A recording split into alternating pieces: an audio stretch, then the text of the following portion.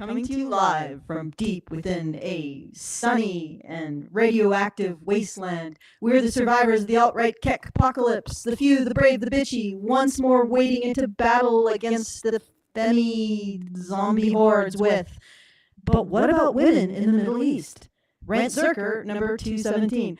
I am your host, Alison, and with me is the indomitable Brian and she who must be obeyed, Karen. So welcome, and we are going to be discussing a documentary about feminists in the Middle East and their concerns and whether or not they're legitimate. What we're really wading into. But this is the typical, even if everything is absolutely slanted towards women in the West, Western feminists will always bring up something that happens somewhere else to prove that they're still relevant in the West. There's still so much work to be done.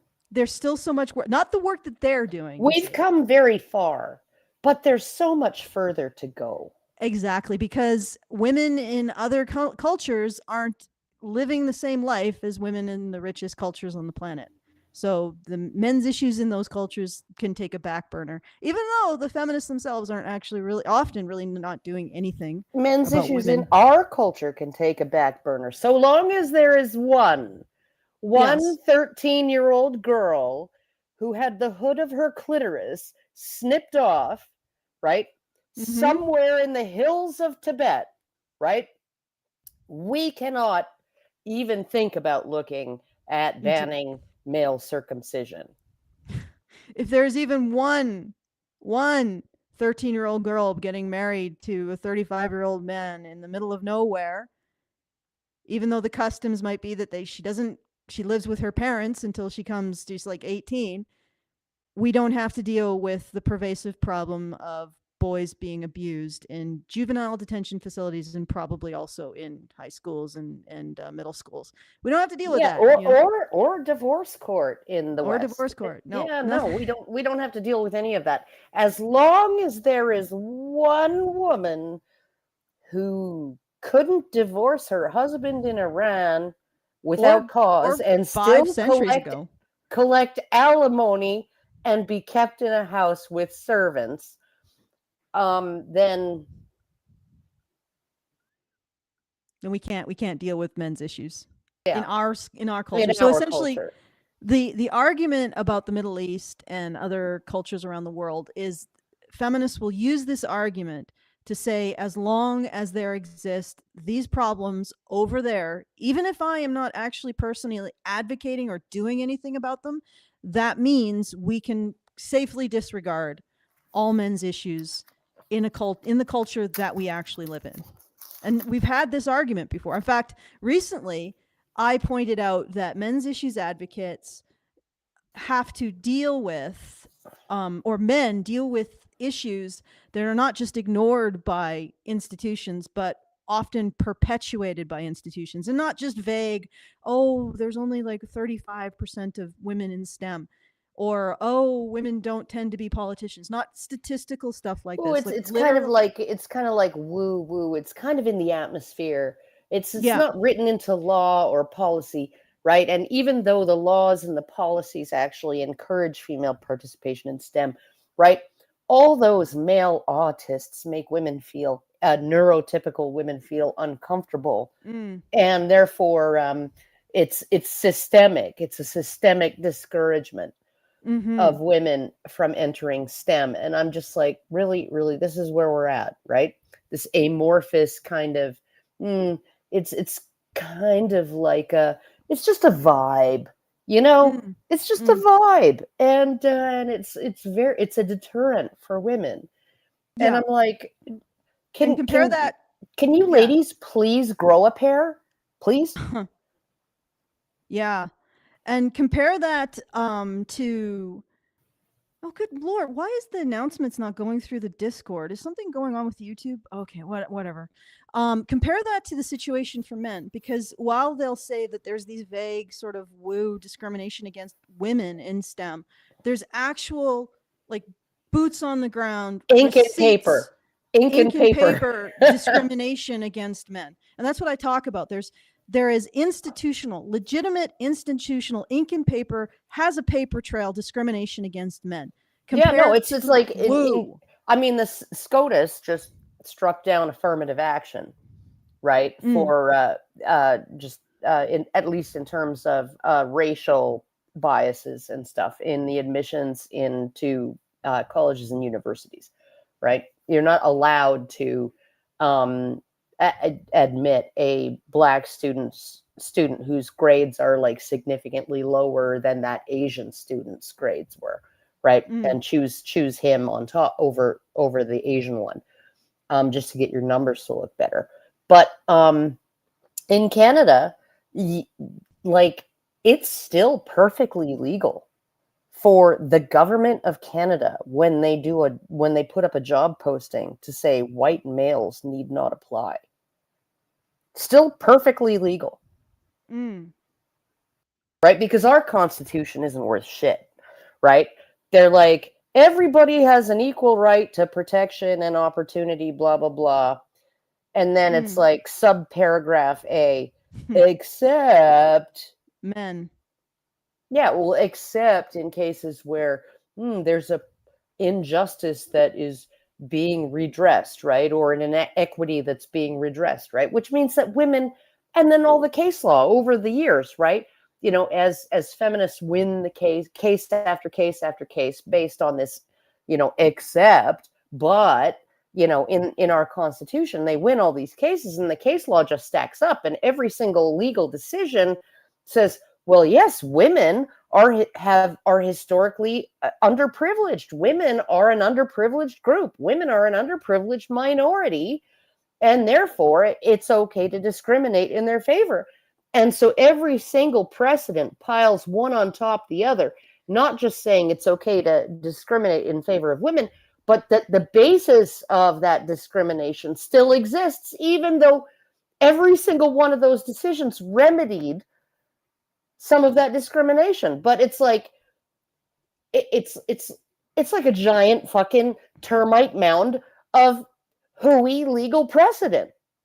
And it's all designed essentially to justify discrimination against men, which is really convenient because historically men are the ones who are expected to sacrifice their lives to protect and provide for the state. So it's just sort of an extension of that. It's our modern way of justifying lives, treating well-being, health, opportunities, everything. Just give it up, stand back, and hand it to women. Otherwise, you're an asshole. When is the historical injustice of conscription going to be put into that historical injustice analysis? And the fact that only men were subject to it. Like, that's never going to happen. You know what's amazing about that is it's been Republicans who have largely said, okay, so if we're going to have selective service, we should probably include women, right? And they're supposed to be the chivalrous traditionalists who, don't want to see their daughters in a foxhole and all of that. But they're actually the ones who are like, this is kind of not right. Right? And it's the Democrats, the progressives, who are like, absolutely not. We will get behind getting rid of selective service altogether, but trans women in the military really need their career opportunities and their medical care.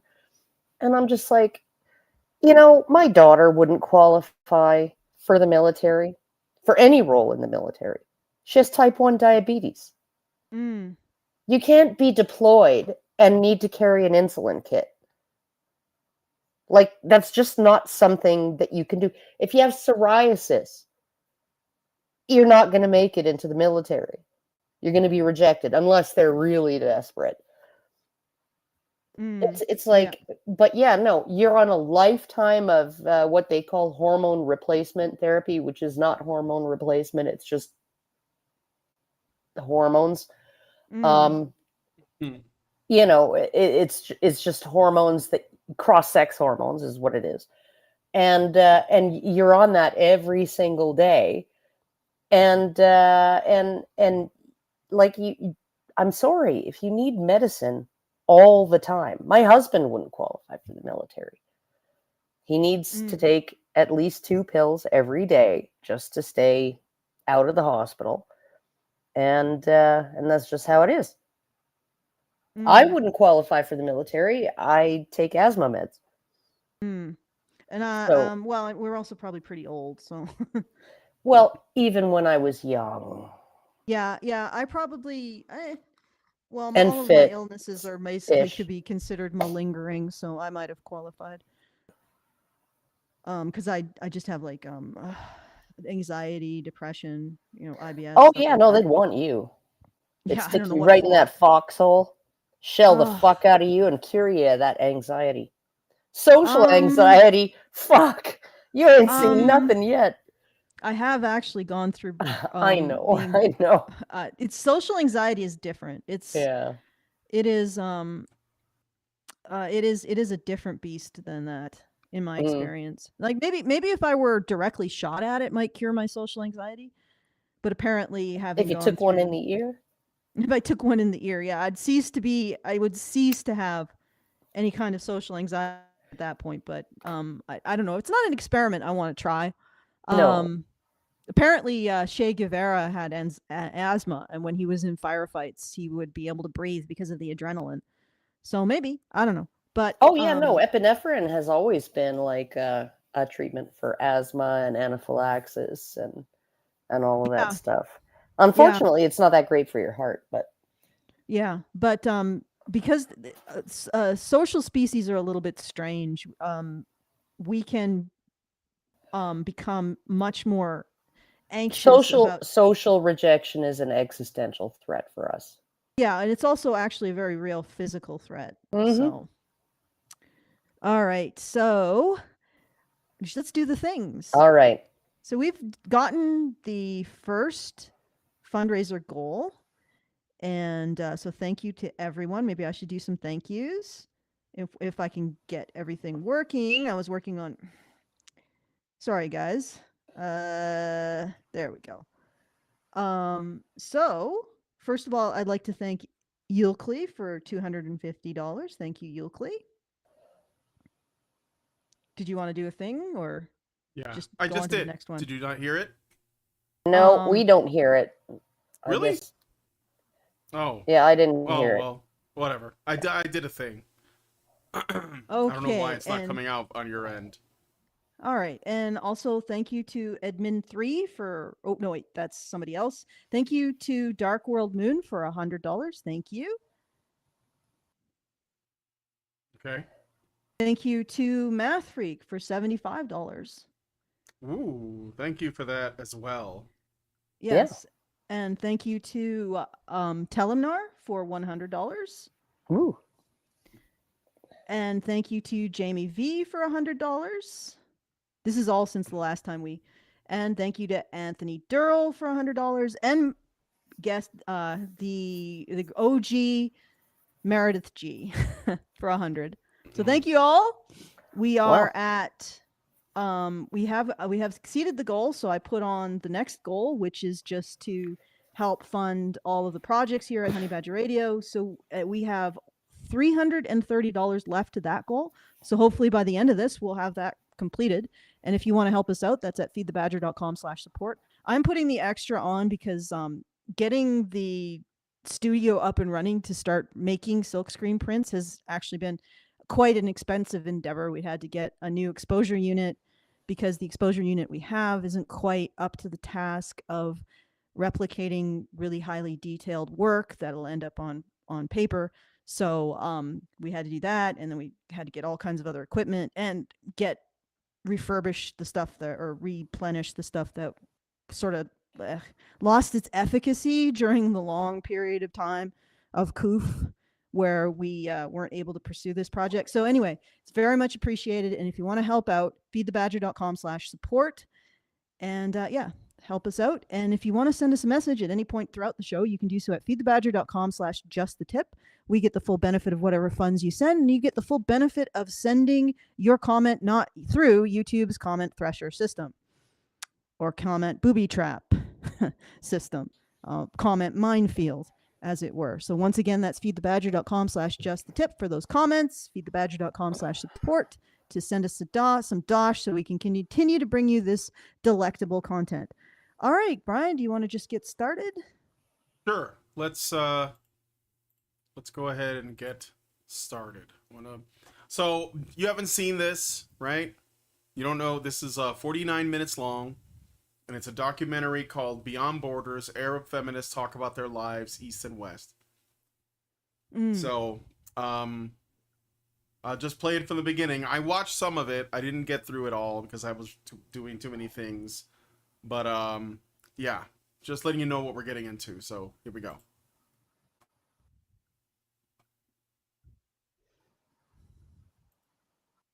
ما تمسنيش انا اقول لك نحي يديك ما تمسنيش يا ولد الكافر. C'est à une de leurs femmes.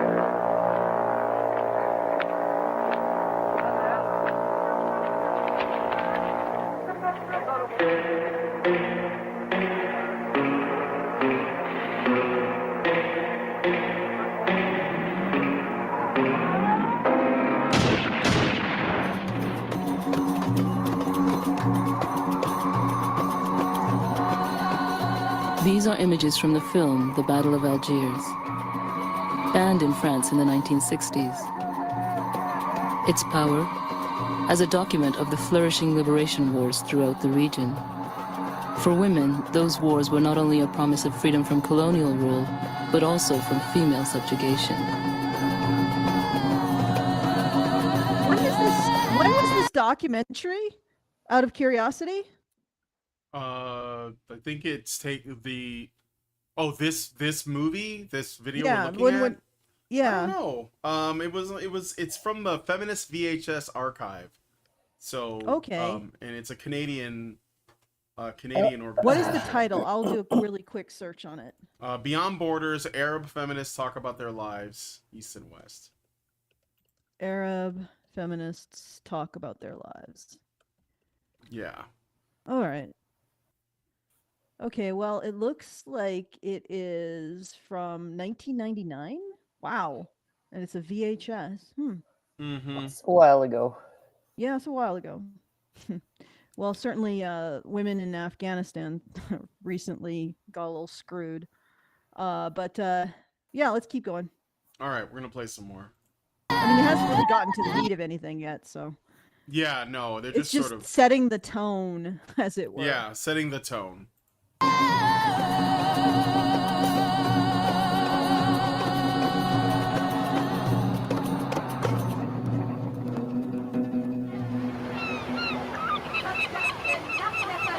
Today, for women living in more than 20 sovereign Arab states, the promise remains unfulfilled.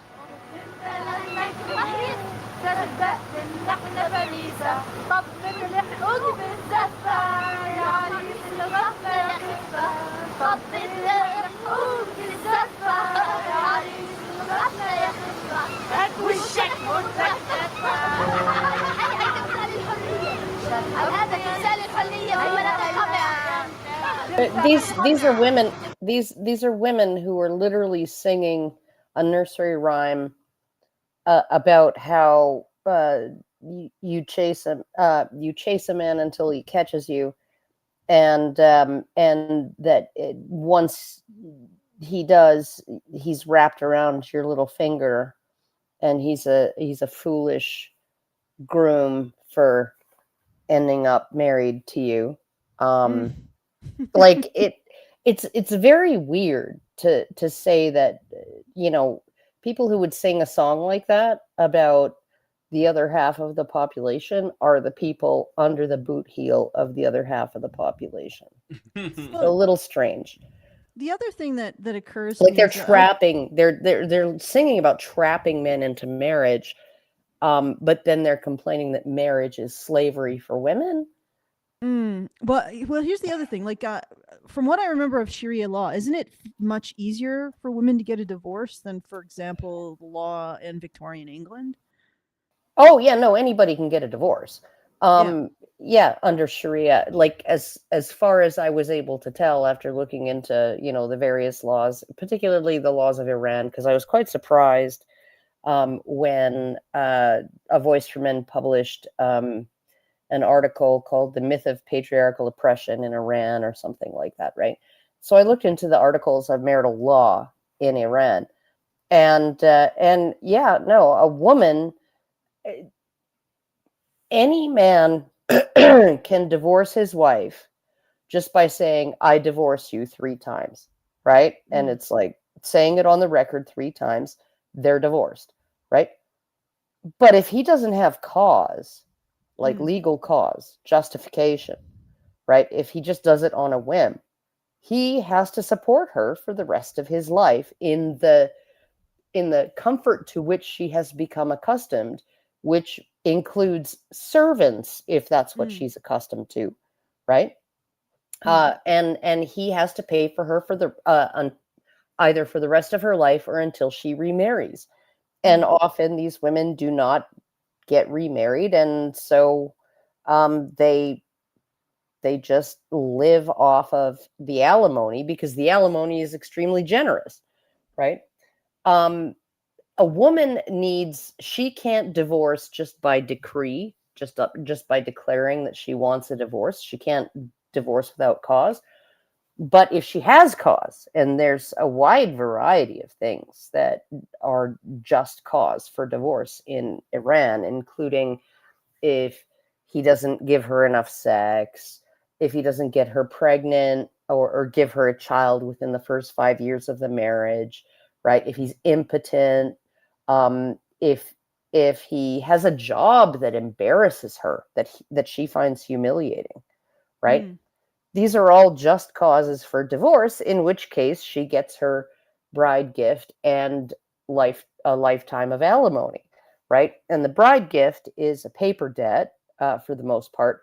So, I mean, like the guys from Lebanon that I knew back when I was working at the local rib place, one of them, Alex, he had just signed the marriage contract, right? So the betrothal agreement, right, which is where the bride gift is decided, and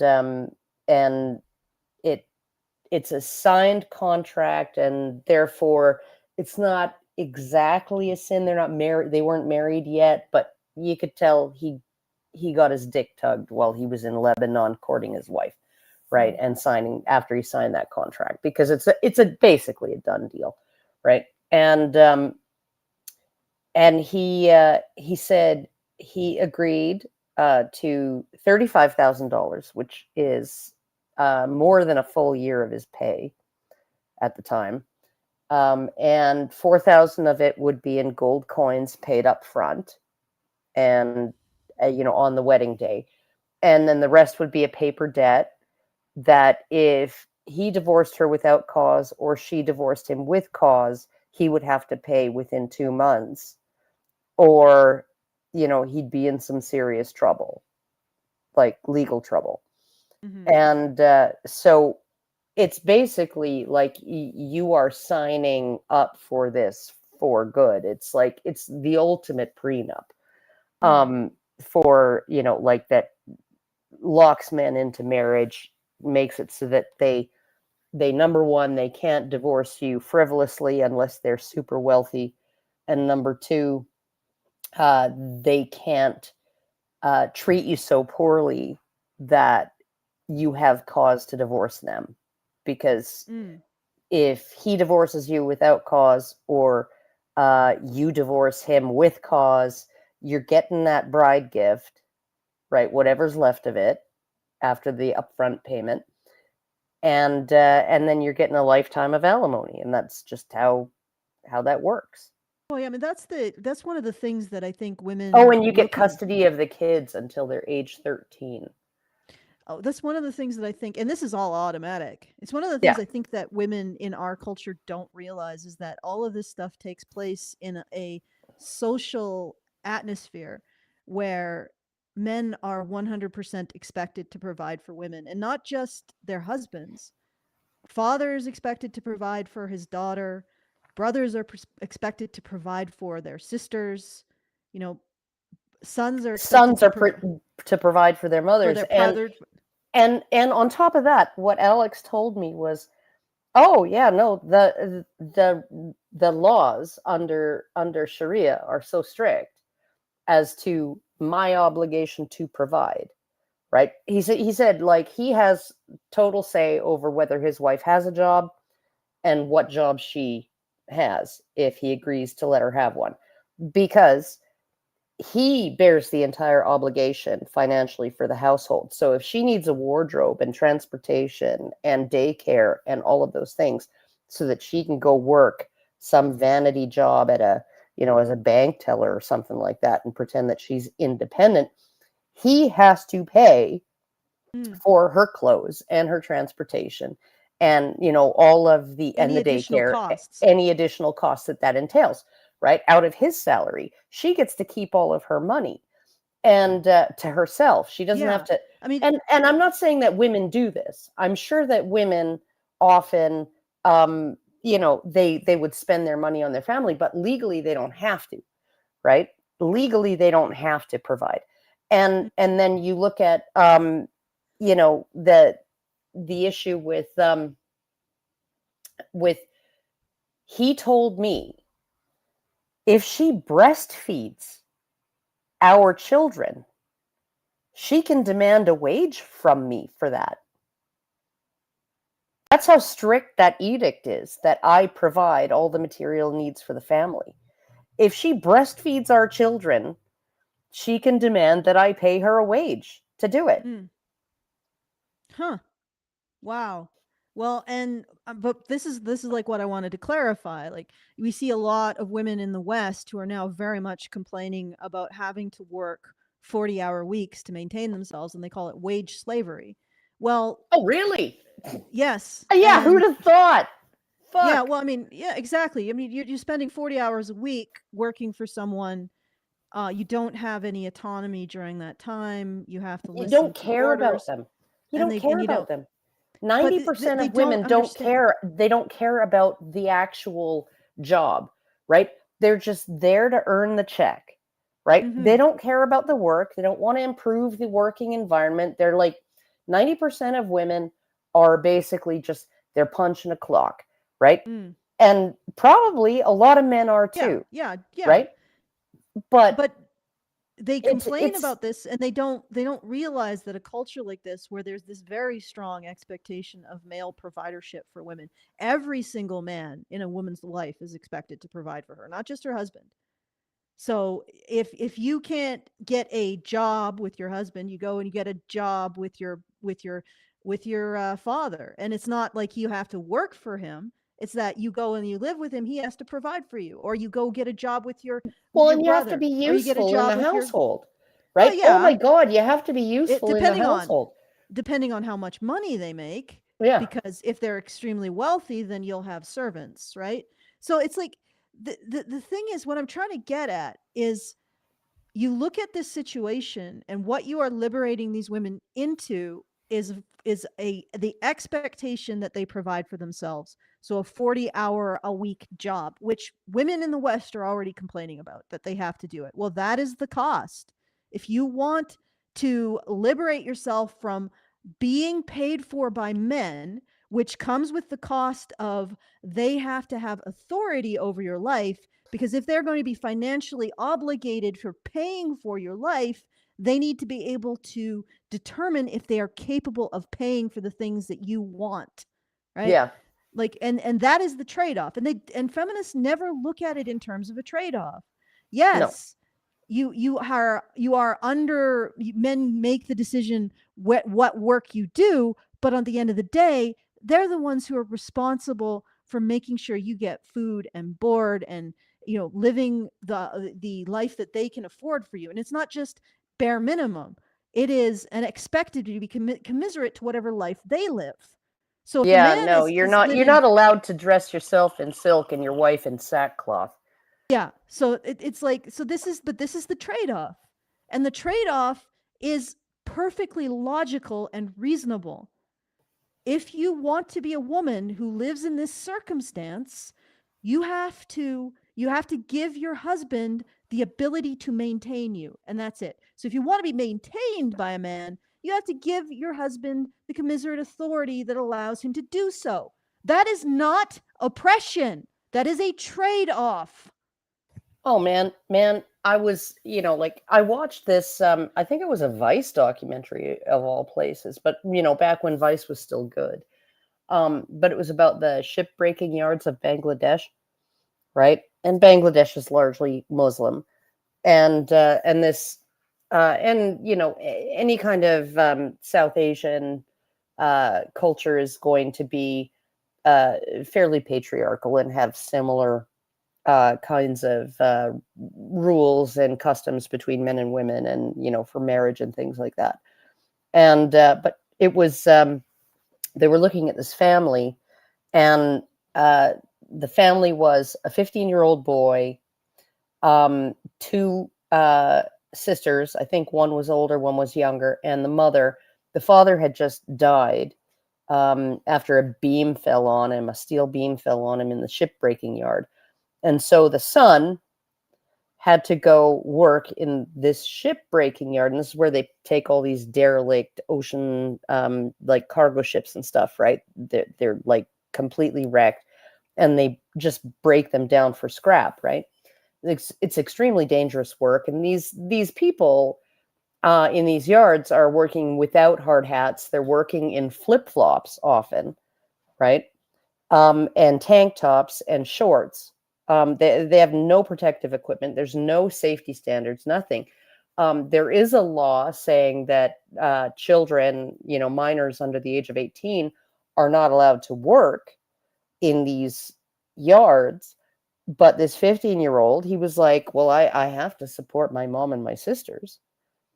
So he lied about his age and he got a job in the yard. And they're trying to portray, this documentary is trying to portray these girls and this mother as kind of like put upon and like really, really unfortunate, because they're stuck at home and they have to cook for him. They have to present him with some naan bread and chickpeas when he gets home from work, right? And it has to be like hot because, hey, he deserves it. And it's like, and I'm thinking to myself, like, yeah, their life is like, the whole family's life is a struggle, right? But these women are not hard done by because they have to give him some rice and naan bread and chickpeas when he gets home. Like that they have to have a hot meal for him. Like what the fuck is wrong with you? Are any of them gonna go? Like, they're legally allowed to go out and work, right? They just don't, because the only work that they could get sucks almost as bad as the fucking shipbreaking yard. Yeah, you have to feed your workhorse. My God, women are so oppressed. I know. I was just like, what the, and I'm thinking, like, what woman would trade places with that boy? None. If they would, they'd be a very decent human being, honestly. If they would, we'd be living in a very different society. Yeah, we would. But it's like they don't take into account all of that. They're always trying to make women out to be victims of things. And the other thing is that, of course, women are going to be living lives in countries that are not as well off, that aren't as tied to the world reserve currency. Especially if they're living in the shanty town of that fucking country. Yeah, exactly. But and again, this is the distortion that happens when you don't consider the situation for men. Yeah, this wasn't a family of fucking university professors. No, not at all. All right, so shall we watch a little bit more? Are you doing okay, Brian? You seem really quiet. No, I'm just watching the chat while you guys are talking. I know better. All right, I'm gonna hit play here. We'll just more of it. A delegation of Arab women activists are traveling throughout the U.S. bringing the word that in the Sudan, Gaza, Palestine, Lebanon, Egypt, Jordan, Algeria, they are fighting for women's rights. And they're well versed Well, those places are fucked. in the hard lessons women learned in the anti-colonial revolutions. Anti-colonial revolutions. Geez, they had to get that in there. All right, but here's the I thing. think feminism is a colonizing force, though. It is colonization. Oh, yeah. Good Yeah, luck with that. that's what's hilarious about this. It's like, if you think about it, the women in the West enjoy the lifestyle that they get. I mean, we could say that, there's a certain element of meritocracy to it. They just outcompeted other cultures in terms of, well, let's face it, war and violence, the West did, and established the guns, germs, and steel, yeah. Yeah, they established the world reserve currency, which is the U.S. and everybody else, all of the other Western nations that are attached to it, because we're not exempt from benefiting from that. And that was a result of a huge conflagration, World War II, World War I, and all of the subsidiary wars that fell out of that. So women in the West are the beneficiaries of their men's sacrifice. And they're the beneficiary of their men's sacrifice, subduing the rest of the world. So it's really interesting to me to have women from the rest of the world go to the West and say, hey, we are... Hey, ladies! We're fighting the effects of the, all that shit that you get and you enjoy. Yeah, we're fighting that. And oh, we have a sisterhood. No, you don't. There is no sisterhood there. And because by definition, the subjugation of these other cultures are what creates the asymmetrical wealth that goes to the West. And again, you can say that it's justified or it's just an aspect of human nature. But that's the reality. And women in cultures that aren't beneficiaries of it aren't going to have as good a situation. And maybe they will prioritize less, vanity jobs or jobs that make them feel good versus just the social expectation of being supported by men. The other thing is that when you go to those cultures, you find out that the home is in of itself a unit of production. It's not something that is like optional or insignificant in terms of its economic effect on the world, right? That world. And in fact, often in these places which haven't been attached to like modern monetary systems yet, the home is where most of the products that the family consumes are created. So, and women have control over it, which means they always have a job, they always have education, they always have the means to produce, and they always have the means to be respected, which is not true of boys and men, who are the ones who end up on the street if they're not deemed useful. But my overall point, just let me finish. Yep. My point is that the West goes into places like this, it starts creating these little micro loans, and it gets women involved in the monetary system that eventually privileges the West. So I'm bringing this up because she's talking about colonialism. Well, like you said, feminism is colonialism. Feminism is the foot in the door saying, hey, ladies, your traditional role as, in many cases, the primary material producer of your community and your family, having this secondary, this autonomous form of education and production, your role in that is actually oppression. And what you want to do is you want to attach to a currency that we control. That's feminism. You're absolutely right. It is colonialism. It is actually predatory. It's like it's a currency wars, but on the level of the personal is political. And that's what that's what they are exporting. And it's funny to see these women go to these countries, like the Western feminists go to these countries, say, hey, give up your traditional role for feminism. And it just so happens to reduce your independence and your economic independence and autonomy and make you more reliant on the system that benefits us. Just so happens. Okay. Yeah. Go ahead, Well, I mean, but you look at something like the microcosm of North Korea, right? Which is like they're not particularly engaged in any kind of global anything. like nobody's making money off of what's going on in North Korea. No Western women are profiting from that. But you look at the system there, and they were like, well, we've recently seen this was like years and years ago. I read this big long article. Recently seen an increase in domestic violence, male on female domestic violence, in North Korea. Well, why? Why? Okay, because all men in North Korea have to work. Like they're forced to. They are assigned jobs. Their employer is the government. Their government decides where they work, when they show up, and their government pays them, right? The women operate a black market. They operate an underground economy, right? Where they're making 10, 20, sometimes 100 times more than their husbands are because, hey, the government is so broke that half the months of the year, these men who have to show up to work every day or go to prison aren't even getting a cut of paycheck, right? They're not even getting a paycheck, right? They're not bringing any money home. They can't be useful at home. They can't be useful anywhere else. They have to do what the government tells them to do. And then they got these wives saying, you're useless. You're just dead weight on the family. You're like a pet. Yeah. No, all you do is eat and take up space. Yeah. Okay, hopefully that works a little better for my camera. Tell me if that's working better, Brian. Seems fine. Okay, good. Okay, so we play more of the video? Yeah, sure.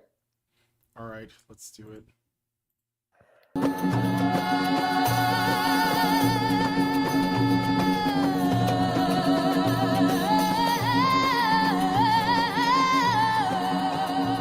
I'm cringing a bit at this, but yeah, anyway, no, and the drums and the the music, the and Lisa and the Gerard. whole and the whole theme of like no matter what happens, we're always a victim. Yeah. Like east or west, we're oppressed. That's right. You can copyright that. All right, I'll play east or west, the women are oppressed.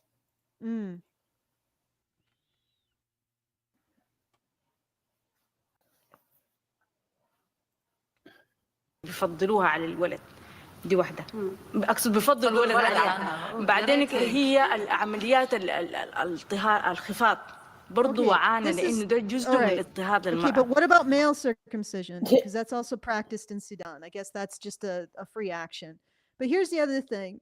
Yes, male children are selected for. Why? Because you're in a resource depleted area and men create more resources. It's as simple as that. And they bring them home to their wives. All right, with the Sudan, the local culture is going to have more of an effect. So the local cultural customs are going to have more of an effect on the treatment of men and women than legal stuff or even economic stuff. Yeah. And who is the one who teaches the local customs? Yeah, women. Women. Then this is the thing that feminists just refuse to look at. Women are children learn sexist attitudes primarily from their mothers. But also we learn most of our cultural etiquette, especially in cultures where there is a much stronger demarcation between the domestic and men doing work to bring back home, right? So women are the ones who are teaching the cultural traditions of any particular culture. And those traditions in most places are going to be the strongest determinant of how you're treated. Not law, not economics, because you're living in a tribal situation that is dominated by social factors.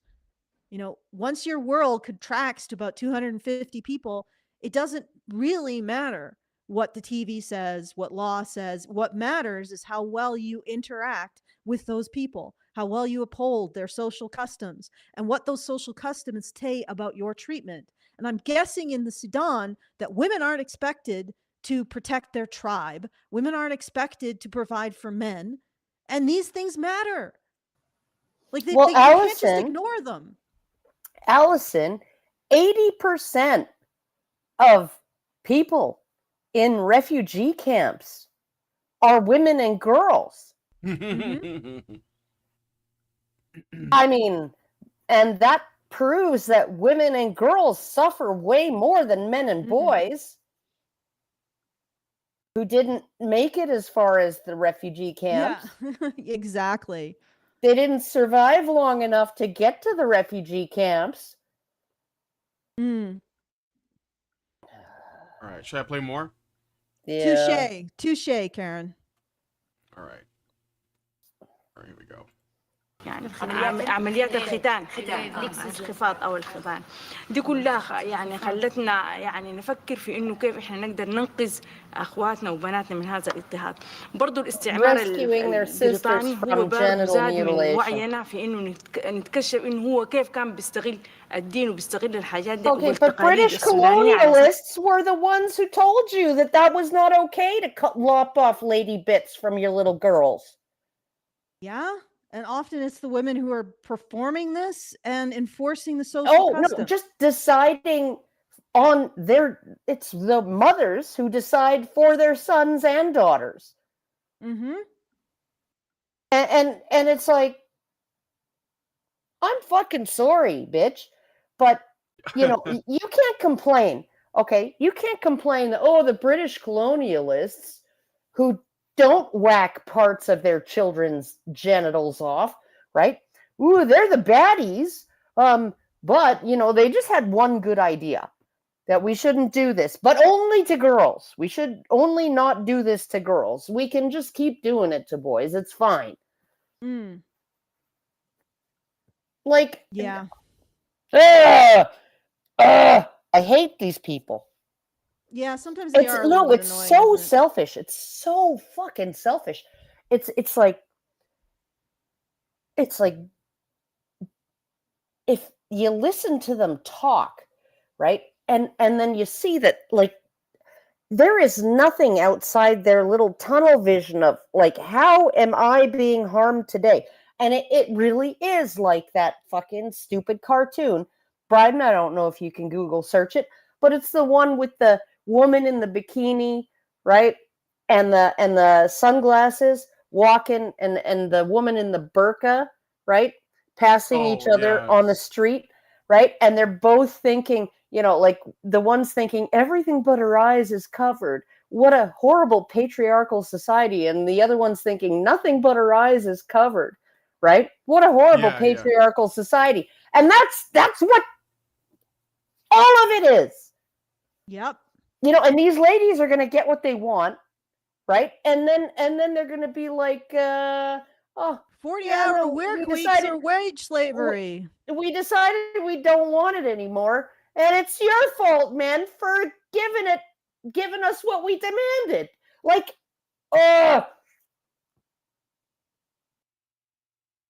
Yep. Should I play more? Sure. Let's play more. I'm going to have a heart attack, I think. Yeah. All right. Let's try not to. Okay.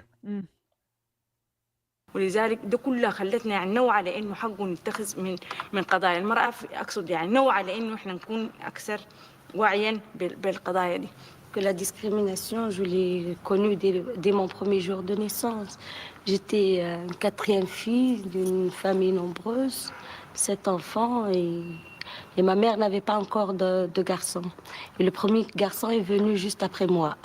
Donc, du coup, je me suis sentie comme étant la fille qui a été négligée dès le premier jour.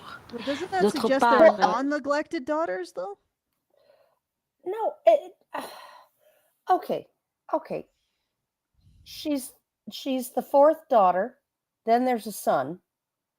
Okay, there's finally a son.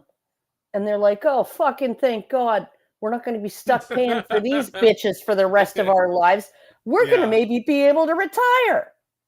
Yeah, we have a son now. We're going to make him work, basically. Yeah, exactly. We can finally give the responsibilities for these 4 girls over to a son. Like, And it sort of reminds me of like Pride and Prejudice a little, because they had the similar kind of thing going on where there was a high expectation that men provide for women, and the main family is a family of all girls, and they're facing And they're like, oh shit, shit. well, they're facing a an inheritance crisis because they're part of a region of the UK that I guess is based on Salic law instead of Roman or whatever, and it has to go to the next next male heir, which happens to be some distant cousin, and so there's this whole crisis over that, and it's because there will be nobody to take care of. What they were hoping is that they would have a son, and all of the girls were also hoping that they would have a son. And why were they hoping? Why was the whole family hoping that they would have a son? Some boys. So the son would inherit the estate and the daughters could continue to live off of him. Yeah. And it's like, yeah, and I guess if one of the daughters inherited the estate, she doesn't have a social and legal obligation to take care of her sisters. Yep. So it was a matter, like a lot of this has to do with female competition and reducing it so that you can have a functioning society. Because if a woman doesn't have responsibility to take care of her sisters, they're out on their ear. Yeah. You know, they're gone. Yep. She has no obligation to take care of them, but a boy does. So why was everybody waiting for a boy? Because that boy, as soon as she was born, 1 manacle, 2 manacles, 3 manacles, 4 manacles, manacles on his legs, manacles on his arms, manacles on his neck, because of all the expectations that he was going to grow up to abide by, to provide for others. Yep. So as soon as that boy is born, and I'm guessing that's the case in the Sudan as well, manacles start getting put on him. Oh, you're expected to take care of your elder sister's got a little bit of a lazy eye, not very good looking. She's probably going to end up being single for the rest of her life. Your obligation to take care of her. Oh, your younger daughter's your younger sister's a bit of a skank. So no guy's going to marry her. Your obligation to take care of us. Oh, and we expect to be able to retire at some point. So little Timmy, your obligation to pay for that. So the boy comes and everybody sharpens the knives because they're going to get a piece of him. Yeah. That is the privilege that you're all like salivating over. Do you want to take up that responsibility? Do you want to take up the responsibility by now being the breadwinner for your family, making sure every vulnerable person in your family has a spot, has food and shelter? Do you want that, ladies? Because it looks like now that we've done the experiment for how many generations, women aren't interested in that. They're not interested in being the ones who pay. They're just interested in being the ones who get money, as far as I can tell. Because there's no, like, the dynamics in dating hasn't changed. Men are still expected to pay. Now that women have their own jobs, they're not like, oh, hey, no, I can treat him to steak and beer. You know, I can't wait to treat my man to steak and beer. No, you still want money to flow one way. We literally have 2 days of the year. We have Valentine's Day. The men are expected to do everything, and it's a Hallmark holiday. It's like a well-recognized day. And then there's another day, a day for men. Mm-hmm. And it's called Steak and a Blowjob Day. And it's not well known. They don't sell cards. It's completely informal. Yeah. They don't sell cards, but Steak and a Blowjob Day. And I'm here to tell you that if you want to make men happy, every other day is Steak and a Blowjob Day.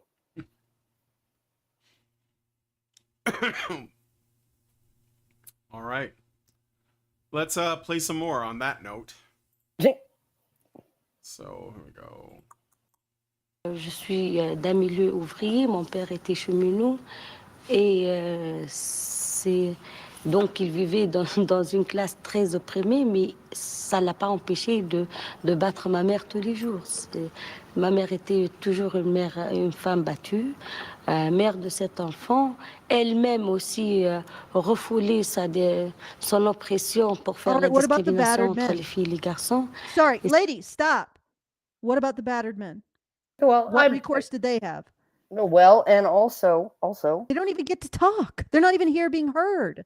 Having Yeah. a documentary where they are described, and believe me, like if everybody's probably shaking their head, but it's the Middle East. The Middle East has a higher level of domestic violence against men than the West. Yeah. And you look at her, she's just like, she's only looking at the fact that her dad beat her mom. She doesn't ever say, you know, and okay, I'm gonna sound pretty ignorant here, in the words of Bill Burr. What did that woman do to deserve it? Because not every ass kicking just falls out of the fucking sky. Right. Yeah. All right.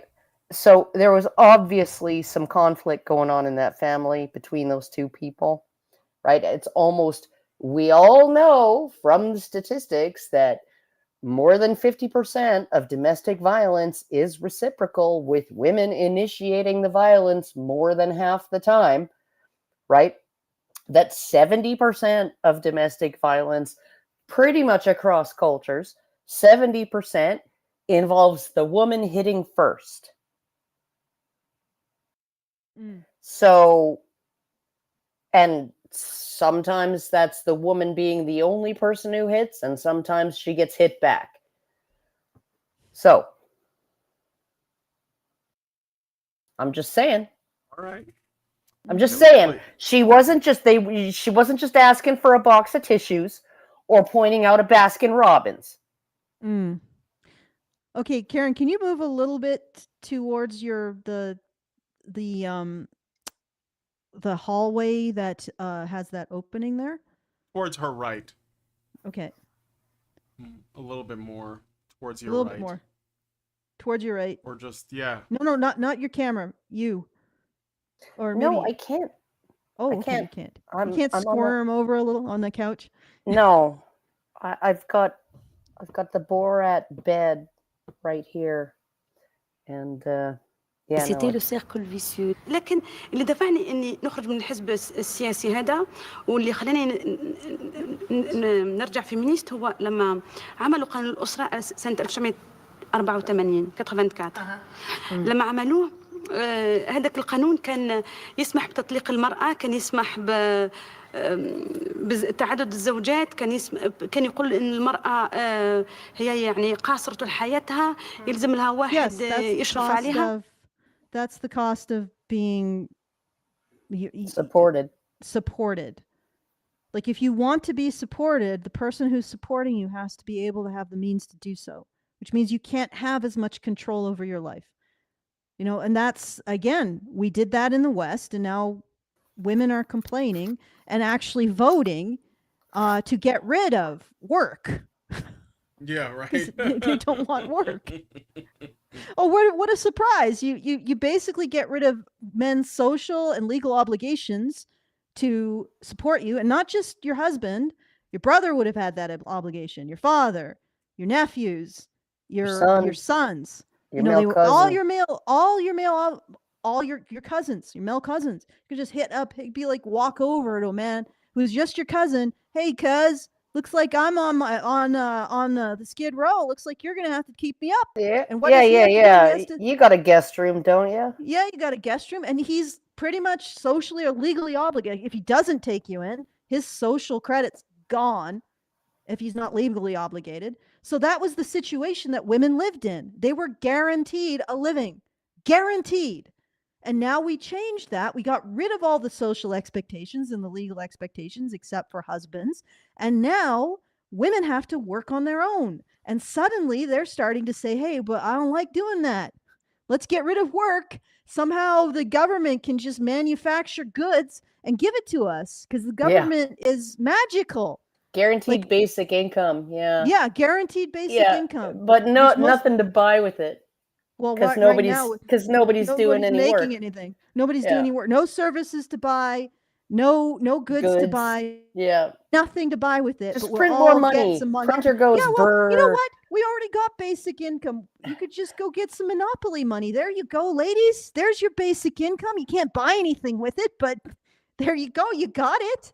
Yeah. It's all magical thinking, and it's because you got rid of all of the other supports for women. You got rid of that social expectation, and now women have to go it alone, and they don't like it. Yeah, no, they hate that shit. Yeah. And they want to make it so magically the government is going to construct the ability for them not to work, and yet still have money be worth something. Yeah, nobody can do that. Nobody can do that. Well, in Venezuela, it only costs $275 a month to feed an adult person. It's just a real shame that the average salary is $145 a month. Because nobody's making anything there. Yeah. All right, let's watch some more. I'm about to just have a mass at, like, I won't be able to continue in a few minutes here, so I got to deal with that. What's okay. going on? For some reason my computer is using power faster than I thought it would, so I have to deal with that. Yeah, like I didn't usually my computer manages to work through the entire show, but now it's only at 6%, so I got to deal with that. I'm sorry. You gonna plug it in, or I can try, but I don't really have a plug in here. So I would suggest just continue on with Karen, because she's got more insight into the Middle East than I do, and I will fix this. All right. Okay. Well, I'll play some more. لهذاك الوقت احنا رحنا الحزب نتاعنا قلنا له لازم نعمل حاجه، يعني هذا مش ممكن. قلنا لا، المهم مش هذا، مش مهم اليوم بعد من. Wait, what's the Algerian utopia look like? This is a new thing I never heard of. It sounds commie. Yeah, right. No shit. Well, oh boy. But you know what? This told me, I haven't finished it, but all it really told me is that women are the same everywhere. That's what it is. I mean, ultimately, you can fly them in from whatever country, whatever corner of the world, doesn't matter. Yeah, no, they'll be like, okay, what are you going to give me? And then you give them everything they want, and then they come back and say, well, what have you done for me lately? Yeah, exactly. They just turn into umfufu from my God. It's from the Eddie Murphy bit, no matter what. Oh, right? Yeah. Eddie! Half! I want half! I want half, Eddie. What have you done for me lately? No matter what. It's like we're just going to create our utopia. Ladies. Yeah, what does daddy get? Stop it. What does daddy get? Ooh, you sure knocked out that rent. All right. No, daddy gets the big piece of chicken. Let's play the rest or more of this. All right. نبني الجزائر ويعني ونخلق الجزائر الخياليه. في ذاك الوقت نعطي الحب. احنا خفنا، احنا قلنا لما كانوا المجاهدات في وقت الثوره عملوا الثوره خرجوا الاستعمار وما عطولهمش حقوقهم، قال لهم روحوا اعملوا يعني ديروا لنا الدراري واستكلفوا بالمطبخ. فقلنا لا، لعبوها لامهاتنا مره، احنا ما يلعبوهالناش، وخرجنا من احزاب السياسه، ما خرجناش على طول. Okay, but okay, how did the women fight for the liberation of Algeria? Like, did they pick up machine guns? No, I think they complained. Yeah, like I'm pretty sure that's what it was. You remember the woman in the blue bra in Egypt? I do, vaguely. The Egyptian woman in the blue bra, right? And it was like this big freaking protest in Egypt, and there were all these men, male protesters, just getting freaking stomped by the police. And then the police knocked down this woman in a burqa, and one of the cops was just getting ready to stomp on her, but her burqa fell open, and there was this blue bra, and so everybody realized that it was a woman under there. Like, I think that they figured that it was like a man in a burqa, And because like that's been known to happen. And so the one cop pushes the other cop who's just about to stomp her away, and then they drag her. They drag her away because they're like, "Oh, she's injured," right? And meanwhile, like 10 feet away, there's like this cop just stomping on a man's head, right? And there's all these other men being beaten, but everybody was like just transfixed by the woman in the blue bra. And then like a couple days later, the women of Egypt finally rose up in defiance because, yeah, and they marched, and the cops just let them. Yeah. The cops just not only did the cops let them, the cops protected them and their march while they marched to show that the women mean business, right? And I'm like, that's embarrassing. That's really fucking embarrassing, because it's like everybody, and like I literally, like, I had to go back and watch the video several more times because I was horrified by this, right? Like this woman, right? And her burqa falls open, and, you know, and it's a woman and she's being brutalized and all of this, right? And I went back and I watched it 3 or 4 times, and not looking at that, right? But looking at everything else that was going on in, you know, around in the immediate vicinity. And I was like, Jesus Christ. And everybody's freaking out over this because it's a woman. And then the Egyptian government and the UN are like, ooh, or the UN was like, we think the Egyptian government may be targeting women for brutality. And I'm like, what? Like, what universe are you living in? Like, that cop pushed the other cop. Oh, fuck it. It actually is a woman. A woman. Go. No, don't stomp her. Right?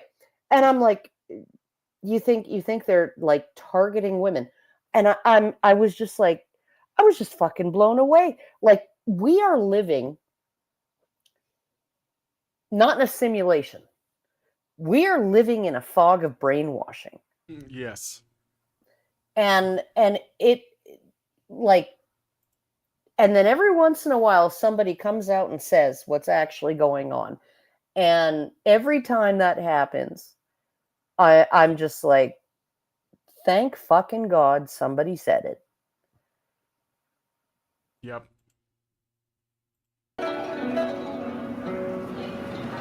This tour takes place 4 years after the Gulf War. Though forgotten amid the violence and international posturing, Arab women's lives were deeply and adversely affected. Oh, they were forgotten. These women are and still children, on the women front and lines children, women and and have come to children, talk women to and American children. feminists about U.S. foreign policy. They come from countries racked by war, famine, and oppressive state regimes. But oil and strategic advantage tie these internal questions to the larger geopolitics. American interests and local elites find common cause in internal repression. From Algeria, Falcon Jahid.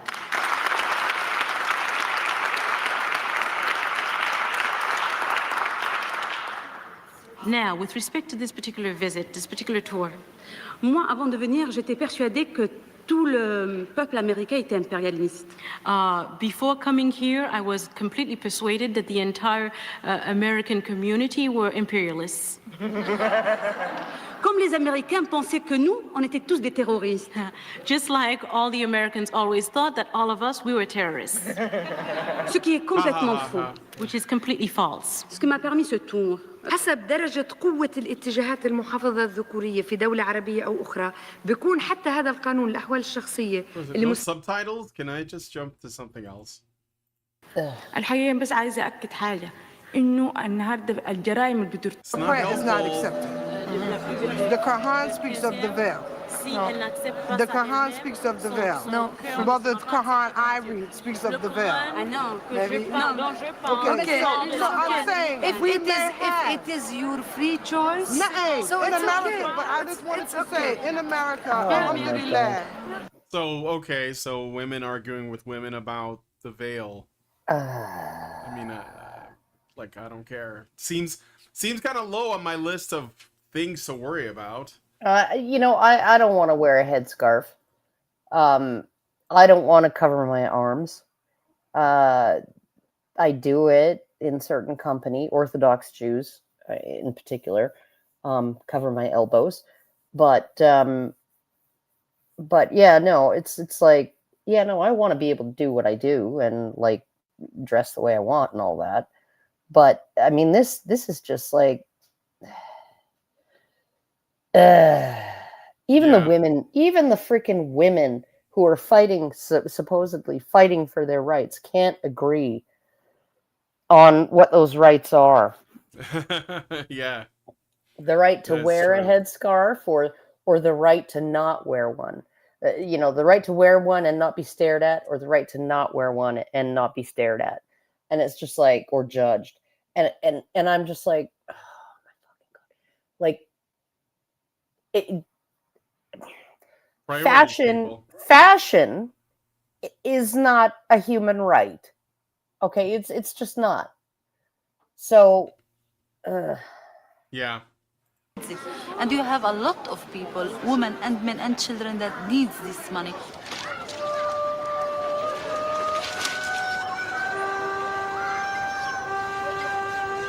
The emerging Palestine is a place where most people only get a trickle of water. How do women like Maha Abdu Sawag run a rape crisis center in the middle of occupation, political upheaval, and transition? What are the problems in Gaza are not uniquely female problems, right? I mean, not, like, without getting too involved with the whole Israel-Palestine thing. I don't even want to touch the Israel-Palestine thing. Yeah. But I'm just gonna say, pretty sure life is shitty in Gaza for everybody. Exactly. Yes.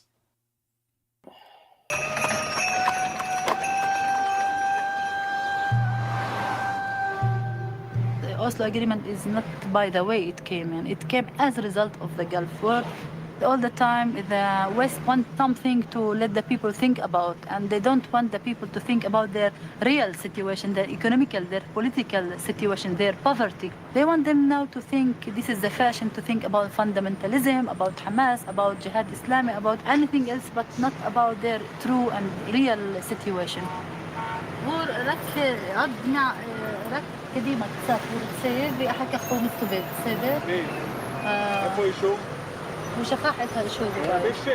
It is a daily and constant struggle to keep focus, to handle Israeli checkpoints, Palestinian national aspirations, and work to ensure that equality for women is written into the new constitution.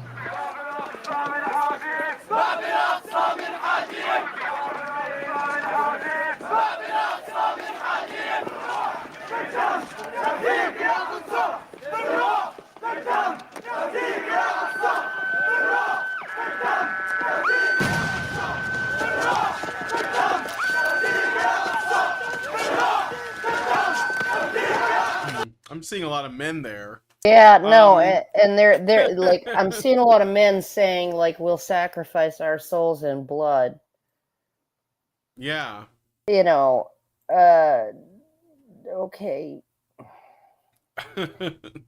I'm sorry, but like this idea that the women are forgotten, it's like, no, the women are the perfect fucking foil, right? They're the perfect prop. Okay. It is like Alison said in that Son of Threat narrative, the Ugly Tropes video, right? That, the only messaging that gets you to hate the men of another culture more than they're coming to rape our women is they hurt their own women. Like, and these feminists are just playing into that entire narrative, these supposedly Muslim feminists, right? Yeah. They're like, yeah, no, our men hurt us. And it's like, well, you might as well just lay out a freaking red carpet for the colonialists then. Yeah. Because that's how the colonialists always justify, ooh, it's babies being taken out of incubators, and the incubators got stolen. And a 15-year-old girl said that in front of Congress, and nobody could find her afterwards or verify her story. But she testified that, they were like, there were babies in incubators, premature babies that, got removed from the incubators, and they stole the incubators. And it's like, yeah, no, it was all a line of bullshit, right? Mhm. And it's like women, children, women, children, women, children, women, children, right? And but never women, girls, and boys. No. Women, children, women, generic children, or women and girls. That's it. That's their Yep. prop. That's their prop, and that's their justification for doing everything. Yes. That's right. All right. How much longer can you go, Karen? Because I don't think Alison's coming back. Yeah, no, only about 10 more minutes. I All gotta right. have a nap, and Alison's not here for me to interrupt, so it's Yeah, not as it's fun. not as much fun, right? Yeah.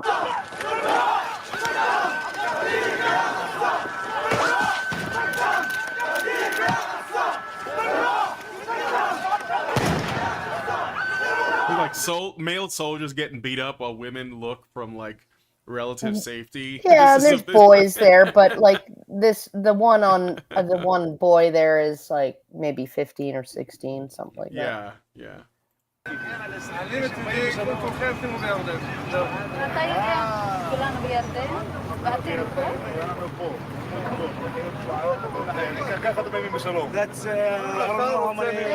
اليردن. People go for demonstration here. עכשיו זה לא שלום, זה מלחמה. עכשיו זה מתחיל. עכשיו זה מתחיל.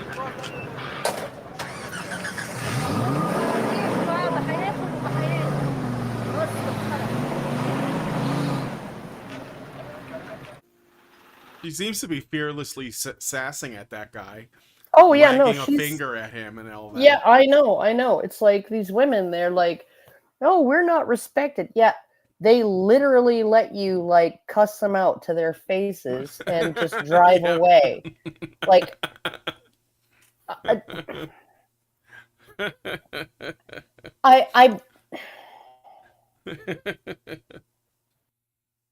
and see this is why I got burnt out. Right? It's because of shit like this, right? Okay, like ICMI 2019 didn't really help because it was very stressful, but and it was 2019 was a very stressful year, and then COVID didn't help, and then there were other rabbit holes to dive down. But this whole idea that like woman is the ultimate victim of everything, right? Including what she demanded, right? She demanded it and it happened just the way she wanted, and she's the ultimate victim. Oh, there's Alison. He's coming back, yeah. Okay, so I guess I'll just use this camera. Is this better? Yeah, like you have to adjust the position. Okay. Closer? Is that what you want? No, just a little bit more to the middle. Move your face down. Oh, there you go. All right, I'm back. There you go.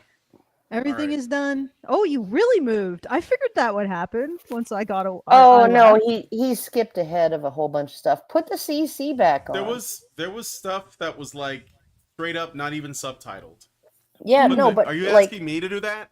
Yeah, there's a closed caption button on the. Oh, but I don't think it's gonna translate from Arabic. Oh, you know what? I also forgot to mention that this is a sponsored video. So this particular video, the topic was requested by the Great Indoors, otherwise known as Quran Strong. Oh, yeah, Quran Strong. Quran Strong, and he sponsored this video. He made me look really foolish in a burqa. Really? No, he took that photo. I don't understand why people use that photo of me fake smiling. Right? Yeah. I was just absolutely miserable, and I fake smiled for the camera, and then Like Sargon used it, Quran Strong used it, like lots of people have used it. I'm like, they're like, but it looks nice. And I'm like, I'm super fake smiling. Maybe that fits because of a burqa or hijab God. or whatever Yeah, the who hell it's knows? called. Okay, well. Okay. I turned on the closed caption. I don't suspect it's gonna work, but go ahead. All right. So thank you to Quran Strong for supporting this show and this topic, and yeah, let's continue. All right, let's continue. I'm just going to set this up again. This landmark gathering was held in Egypt in 1961. For many Middle Eastern and North African Arab women in the nationalist movements, it was a time of optimism. Today, in Algeria, in a brutal war between the government and Muslim fundamentalists, women are being killed for not wearing the veil and for taking part in public life. In Tunisia, basic protections in the law for women are eroding. In Lebanon, emerging from fractious civil war, life in southern but what about villages is men? precarious. Like in a lot of these places, I don't think the a lot war of these is over places men women can wearing get the killed veil. for having an emo haircut. Yeah.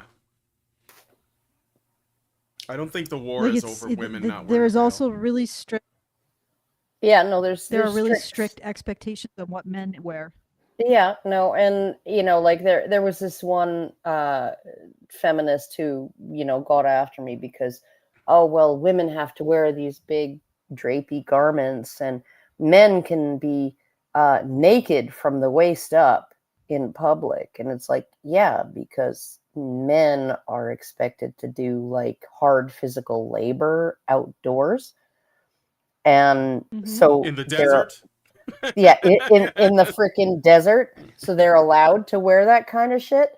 But generally, any man who with any kind of status is wearing what the Saudi princes wear, which is the big long draping white robes and the whatever it is, burnous or whatever the fuck it is, right? That's what they wear, right? Or they wear, you know, like very plain clothes. They're not supposed to dress ostentatiously.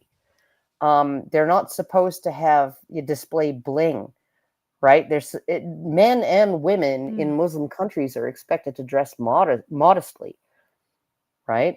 And for men, that means they're not supposed to display trappings of wealth and social status. And for women, that means they're not supposed to display their primary asset, which is their body and their sexuality. And that's just how it goes. Right? But don't give me this crap about like, oh, men are allowed to go around shirtless. It's like, yeah, because they're working. Yeah, they're not just there flexing. Yeah. All right, let's well, play yeah, some this more. is pretty typical. They don't talk about. Wait, am I muted? No, I hear you. Am I muted or no? You're fine. Okay, what's going on here? Okay. What? Well, they just don't talk about the expectations placed on men or the situation that men are responding to. I mean, that's how you create feminism. You just ignore all the depredations placed on men, the expectations placed on men, the corresponding obligations placed on men relative to women's limitations. Like, you just ignore all of that. You ignore the situation for men entirely. You say anybody who brings it up is a misogynist, and bada boom, you've created an entire fictional universe. Oh no, your little equation that you did, you know, where you were like X is greater than Y, where X is women's oppression and Y is men's oppression, right? And then you would just ask people, right? You know, have you measured Y? And they'd be like, well, I measured X. Over and over again. Yeah, and it's like, but how can you say that X is greater than Y if you have only measured X and never measured Y? Right? Like what? But they do. Just like, you remember Charles Clymer? No. You don't remember? A male feminist during the Hugo Schweitzer days.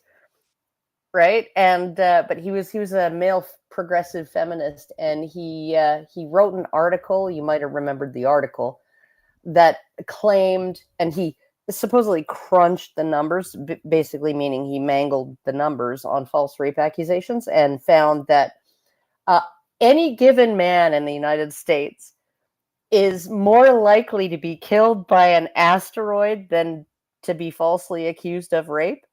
You remember that? You don't remember that doing the circulation of all the... Yeah, no, men are actually more likely to be killed by an asteroid than be falsely accused of sexually assaulting a woman. Okay, but yeah, no, he got booted out of the feminist clubhouse because he was creepy.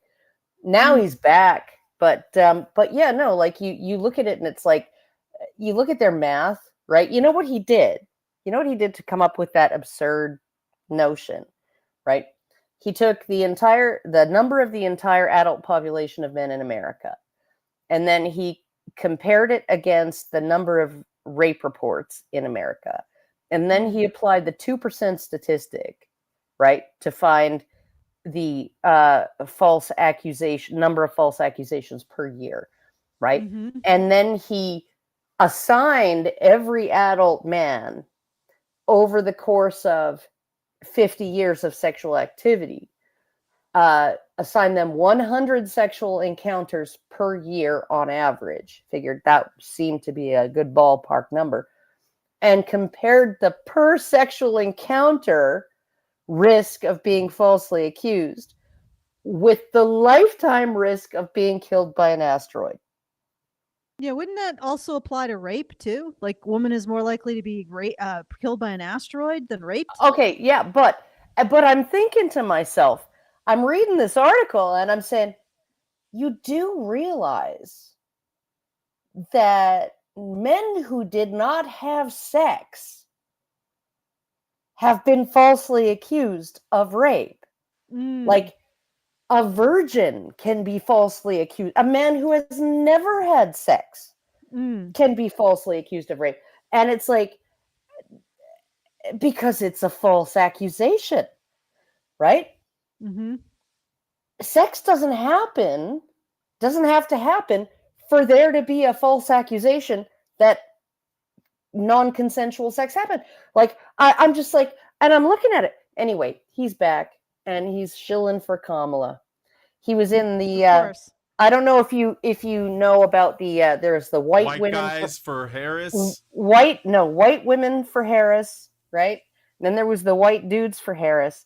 But Charles Clymer was hosting the women for Harris, because after he got kicked out of feminism for being too creepy, he decided to transition. And now he's Charlotte Clymer. I guess that's a do-over. Oh, dude, really? Yeah. Oh boy. Oh yeah. No, and he had almost transgenderism I'm sure does come in handy, despite he had almost as ignominious fall from grace as Hugo Schweitzer did. I mean, like, the only thing Hugo Schweitzer had on Charles Clymer was, okay, yeah, I tried to murder-suicide my girlfriend while she was passed out on narcotics, right, by blowing up the apartment. But as we know, that could be considered sort of attractive. Then I drank and drove, when I was like committed to a mental hospital, I went on a Twitter rant and admitted that I had no business teaching women's studies, fucked a whole bunch of my female students, and talked young men out of making complaints that they were sexually violated while drunk, because, hey, it's not really a sexual violation if you're a man. And then, I drank and drive, and a woman that I hurt had to be airlifted to another hospital. She was that badly injured, and now I work at Trader Joe's. So he transitioned careers from tenured women's studies professor to Trader Joe's, which presumably he has more experience in, or more qualifications for. Yes, the only qualification he had to teach women's studies was banging his female students. Mm. And being But- a borderline personality, bipolar freaking individual in a relationship, in a dysfunctional relationship with a woman that he tried to kill. Okay, and that wasn't as bad as the guy who transitioned to a woman, right? Well, no, that was probably worse. Okay. But this guy, like, there's no resurrecting, there's no redeeming of Hugo Schweitzer, right? Like, there's no bringing him back from that catastrophic series of events, right? That he brought on himself, right? Charlotte Clymer, the world needs to know that I don't know whether it's a man thing or a woman thing or whether it's just a feminist thing. But for whatever reason, feminists cannot math and they cannot logic. And that article was the pinnacle of mangling of math, logic, statistics, right? It was literally like, oh yeah, no, you have like a 30 times greater chance of being hit by lightning. You have a 2 times greater chance of being killed by an asteroid than ever being falsely accused of sexual assault. Isn't it similar math as the math for the bear, for the bear meme? Yes, Yeah, absolutely. It's like, yeah, no. How many men do you encounter every day? How many bears do you encounter every day? Right? Oh, I feel safer around the bear because I've never been attacked by one. Right? And I don't know anybody who's been attacked by one. Well, you know what? I used to live in bear country. And, you negotiated a truce with the bears. Right? 8:30, 8:25 in the morning, they're clearing their way off the sidewalks because the kids are getting ready to walk to school. Right? It was an agreement. It was, like they'd rip apart your garbage, they'd dig up your tulip bulbs and eat them, throw dirt at your door, whatever, as long as it wasn't past 8:25 in the morning, the truce held, the ceasefire held, right? And, but yeah, no, these are people who have never, ever been within 15 feet of a bear. I was pregnant one time, and 15 feet from a bear. And then my husband was like, go, get back in the car right now. Because her cubs were 20 feet on the other side of me. Yeah. Yeah. And I'm like, oh, fuck, I better get back in the car. Right. But yeah, no, like this whole, the bear thing. Oh yeah, no, your odds of being attacked by a bear, of whom you might be 3 times in your life within 15 feet of, right? Are lifetime risk of being attacked by a bear substantially lower than your lifetime risk of being raped by the 20,000 men you encounter every week? Mm-hmm. Walking down the street, in the grocery store, at the convenience store, driving in traffic, right? Like, really? Really? Oh my God. Oh my God. So you feel safer around bears, do you? Yeah, no, you don't. And you know it. But you'll make shit up because, hey, if there's any cause worth making shit up for, it's bashing men. Ugh. Yeah. So I got a Super Chow. I should read it before it gets too late. From Quran Strong. Oh. And he gives us $5 and he says, 2 questions. Brian, have you ever mentioned the YouTube channel Tick History? If not, he might be interesting to check out. Yeah, I've watched him. I like Tick History. I haven't mentioned him on here because I don't know that it's entirely relevant. And towards all of you, have you ever heard of the Adam Sandler movie That's My Boy from 2012? A comedy about how a 12-year-old kid got his 30-year-old teacher pregnant and the whole courtroom cheers. It's supposed to be a real barrel of laughs. Well, 2012 sounds like that was like the Adam Sandler low point. Maybe, like Jack and Jill type of, shit. Also sounded like the Laterno. Yeah. Mary Kay Letourneau. Yeah. I forget the guy's name. Oh God. Feely. Feely. I know Bill Maher was like totally on their side. Oh He's God, like, yeah, love each no, other, and that's cool. Cenk Uygur too. Yeah. They always show you what they are. Because she was good. Because she was good looking. Yeah, that's right. And that's all that matters, you know. And you know, 13-year-old boys are horny, right? So, and of course they are. Like any 13-year-old boy who isn't like springing a boner when he's called up to the blackboard to answer a math question is on puberty blockers. Yeah, well, but you're also supposed to protect kids from themselves too. Yes, I know. It's the weirdest thing. The 13-year-old girls can be pretty horny as well.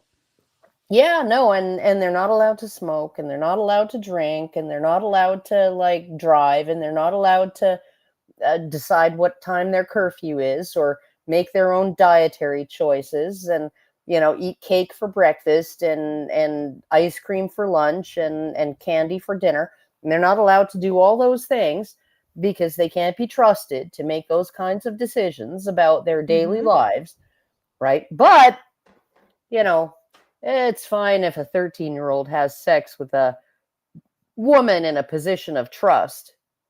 Okay. Yeah, and yeah, who can grade him, who can give him an A or give him a D in class. And it's totally fine. After she gets the D. Sorry. Totally fine to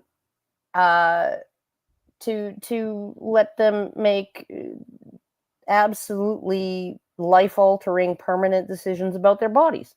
But not a tattoo. Got to be 16 for that. All right, shall we try to get a little bit more of this done? Yeah, let's try. This particular setup really bugs me because I got way too much in my face. I'm so sick of this shit. In Egypt, violence between government and fundamentalists engulfs more and more public space. Swept away, whether by progressive or conservative regimes, are fundamental human rights for women.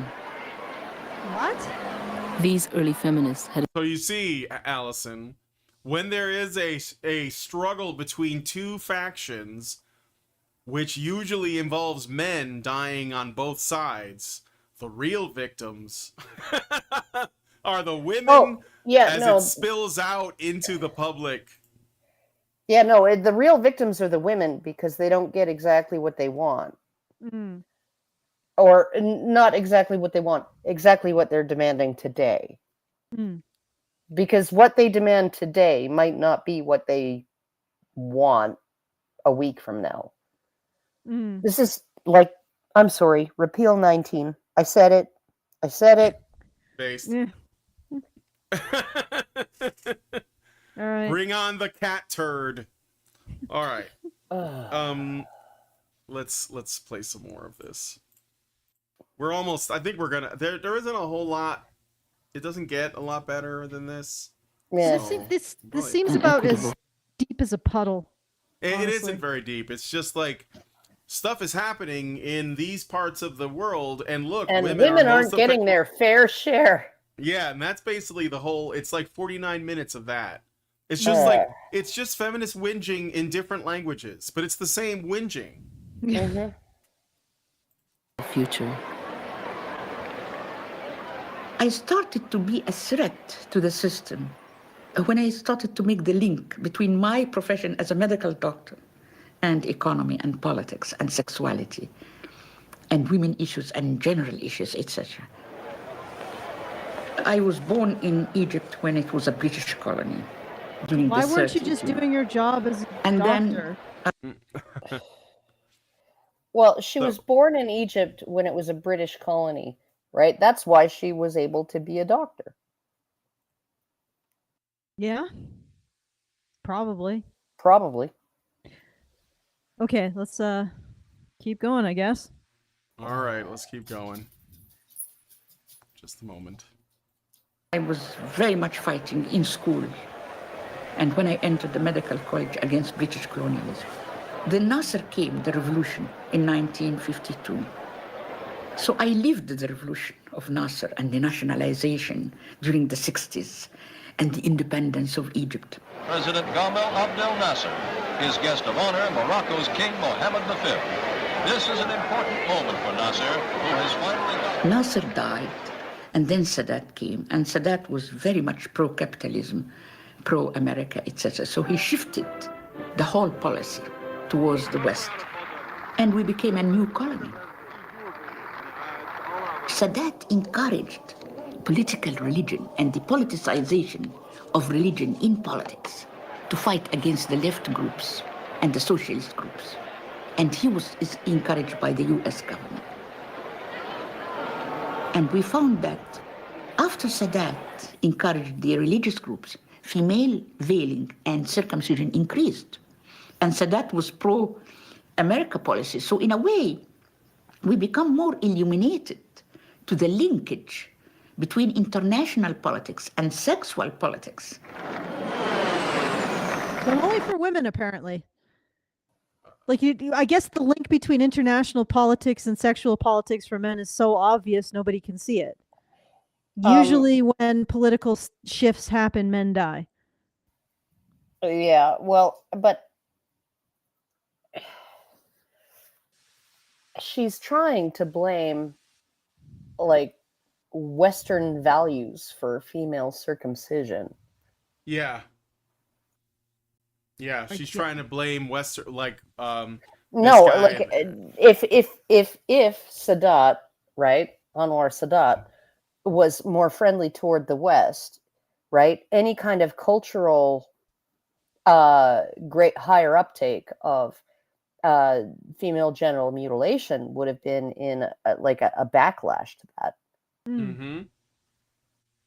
Like, it wouldn't have been like, oh yeah, no, the US is like saying like, oh, infibulate your freaking daughters, you Egyptians. No, it would have been done as a backlash to Western influences.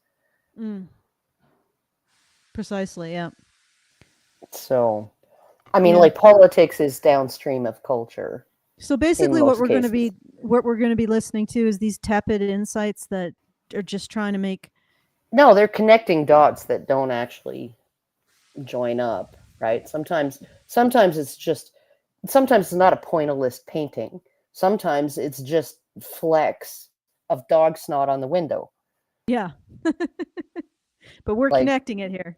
Yeah, no, I mean, like, my neighbor's house across the street looks like an impressionist painting, but only because I'm viewing it through the dog snot on the window. So what we're saying here is that feminism is dog snot. On the window. On the window. Yeah. Okay. All right, let's listen to some more. In fact, who killed Sadat? They say it's the Islamic fundamentalist groups. Yes, one of them killed him. So the son killed the father, in a way. He created them, then they killed. Sadat was killed, women most affected.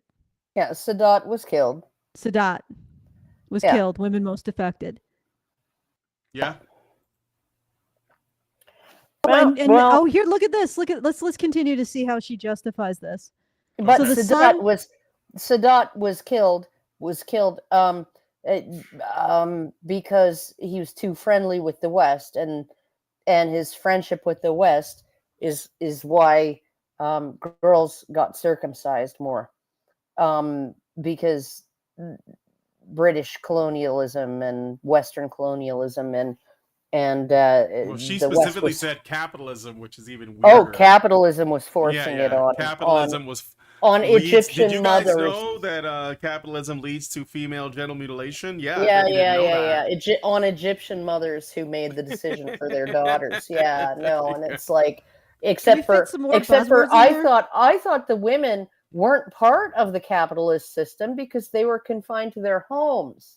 Mm-hmm. Like, I'm Yeah, just like, but capitalism emboldens the toxic masculinity of the men, and then they take yeah, it yeah, out yeah, on their women. And no. Oh, yeah. Yeah, it this also is not. forces heteronormativity and other oppressive things. Well, these hermeneutics are very disappointing. All right, let's play some more for as long as my soul can tolerate it. The same like the Islamic groups in the US who burned the World Trade Center. From where they came? They were trained by US in Afghanistan. And they came to bomb US, who trained them. So the son killed the father. So it's a story that is repeated in history.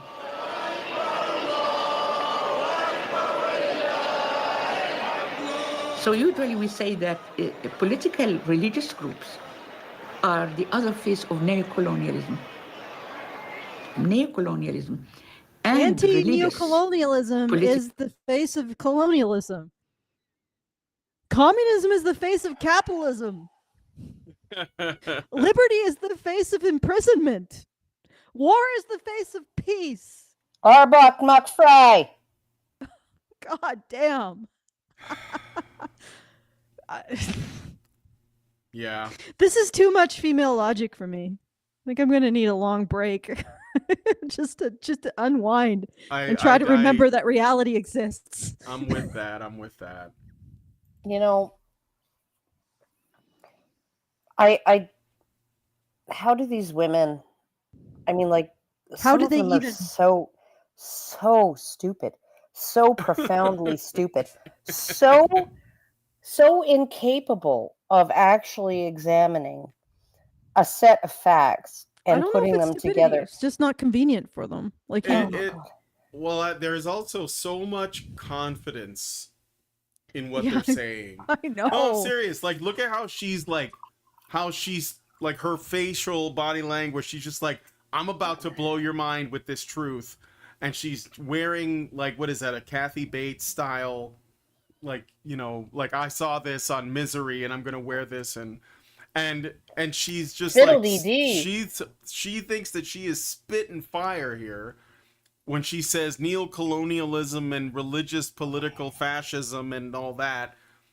It's all just gobbledygook, man. Okay, but what? Okay, bitch, tell me what you want. Do you want the Western neocolonialism that would make you free?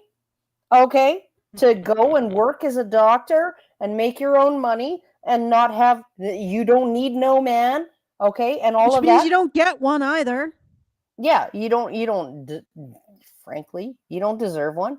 But or do you want the religious political backlash against the neocolonialism? Do you want the capitalism? Like, if you didn't want the capitalism, why did you become a doctor?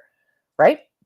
I swear to God, this politics is just resource wars between conservative women or traditionalist women, I don't know how you want to say it, who just want to keep, you know, my son is obligated to pay for me, my cousin is obligated to pay for me, my brother's obligated to pay for me, my father's obligated. They want to have the full field, right?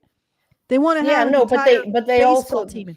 They also want to be like, but I don't have to do what any of those men tell me. Well, I'm talking about the traditional women who don't want to have to work, which apparently also includes the women now in our society who also don't want to have to work. Oh yeah, no, like 66% of full-time working women would rather work less or not at all. Yeah. Okay, so all of those women, and incidentally, they wouldn't have to work if we were in a system where every conceivable male in their life that had any passing link to them was financially responsible for them, right? Mm-hmm. They wouldn't, because they would have an entire baseball team of men to decide upon. Oh, who's going to be supporting me today? Well, not quite that frivolous, but you know what I mean. Yeah. And so it's a competition between women who want to keep that and women like this who want freedom, and the men in the middle try to negotiate both. Yeah. And apparently, no matter what, men are wrong. So there you go. If you want to be right, don't even try. Yeah, men can't do right for doing wrong. Yeah. They're damned if they do. They're damned if they don't. They're damned if they do, don't. They're damned if they do, and they're damned if they do, don't. Well, and the do is flying anyway. and on fire. Yeah. Okay. I don't know. I'm just like I'm looking at this and I'm like these arguments that they're making are so they're not even surface level. They're not even like looking at the surface and going like, oh, you have a fever. Maybe you have a virus, right? Well, maybe it's not a virus. Maybe it's something else, right? But but it's like the diagnosis is you have a fever. You're perfectly healthy. Oh, you don't have a fever. Oh, it must mean you're sick. Like it's so insanely backwards and wrong. Like neo-colonialism brought female circumcision to the freaking north of Africa. Really? Yeah, right, really? yeah. Really British colonialism and then US colonialism brought female circumcision to the Middle East and North Africa. Okay. Yep. All right. All right. Let's play a little bit more. I'll just let her finish her diatribe. Alison seems to have her camera's no longer sending data. Yeah, it looks like her camera dropped out again. So all right. I don't know what's going on with that, but let's play a little bit more and then you gotta go. Then I gotta go. All over the world, whether Christian, Islamic, Jewish, Buddhist, are two faces of the same coin, and they serve each other.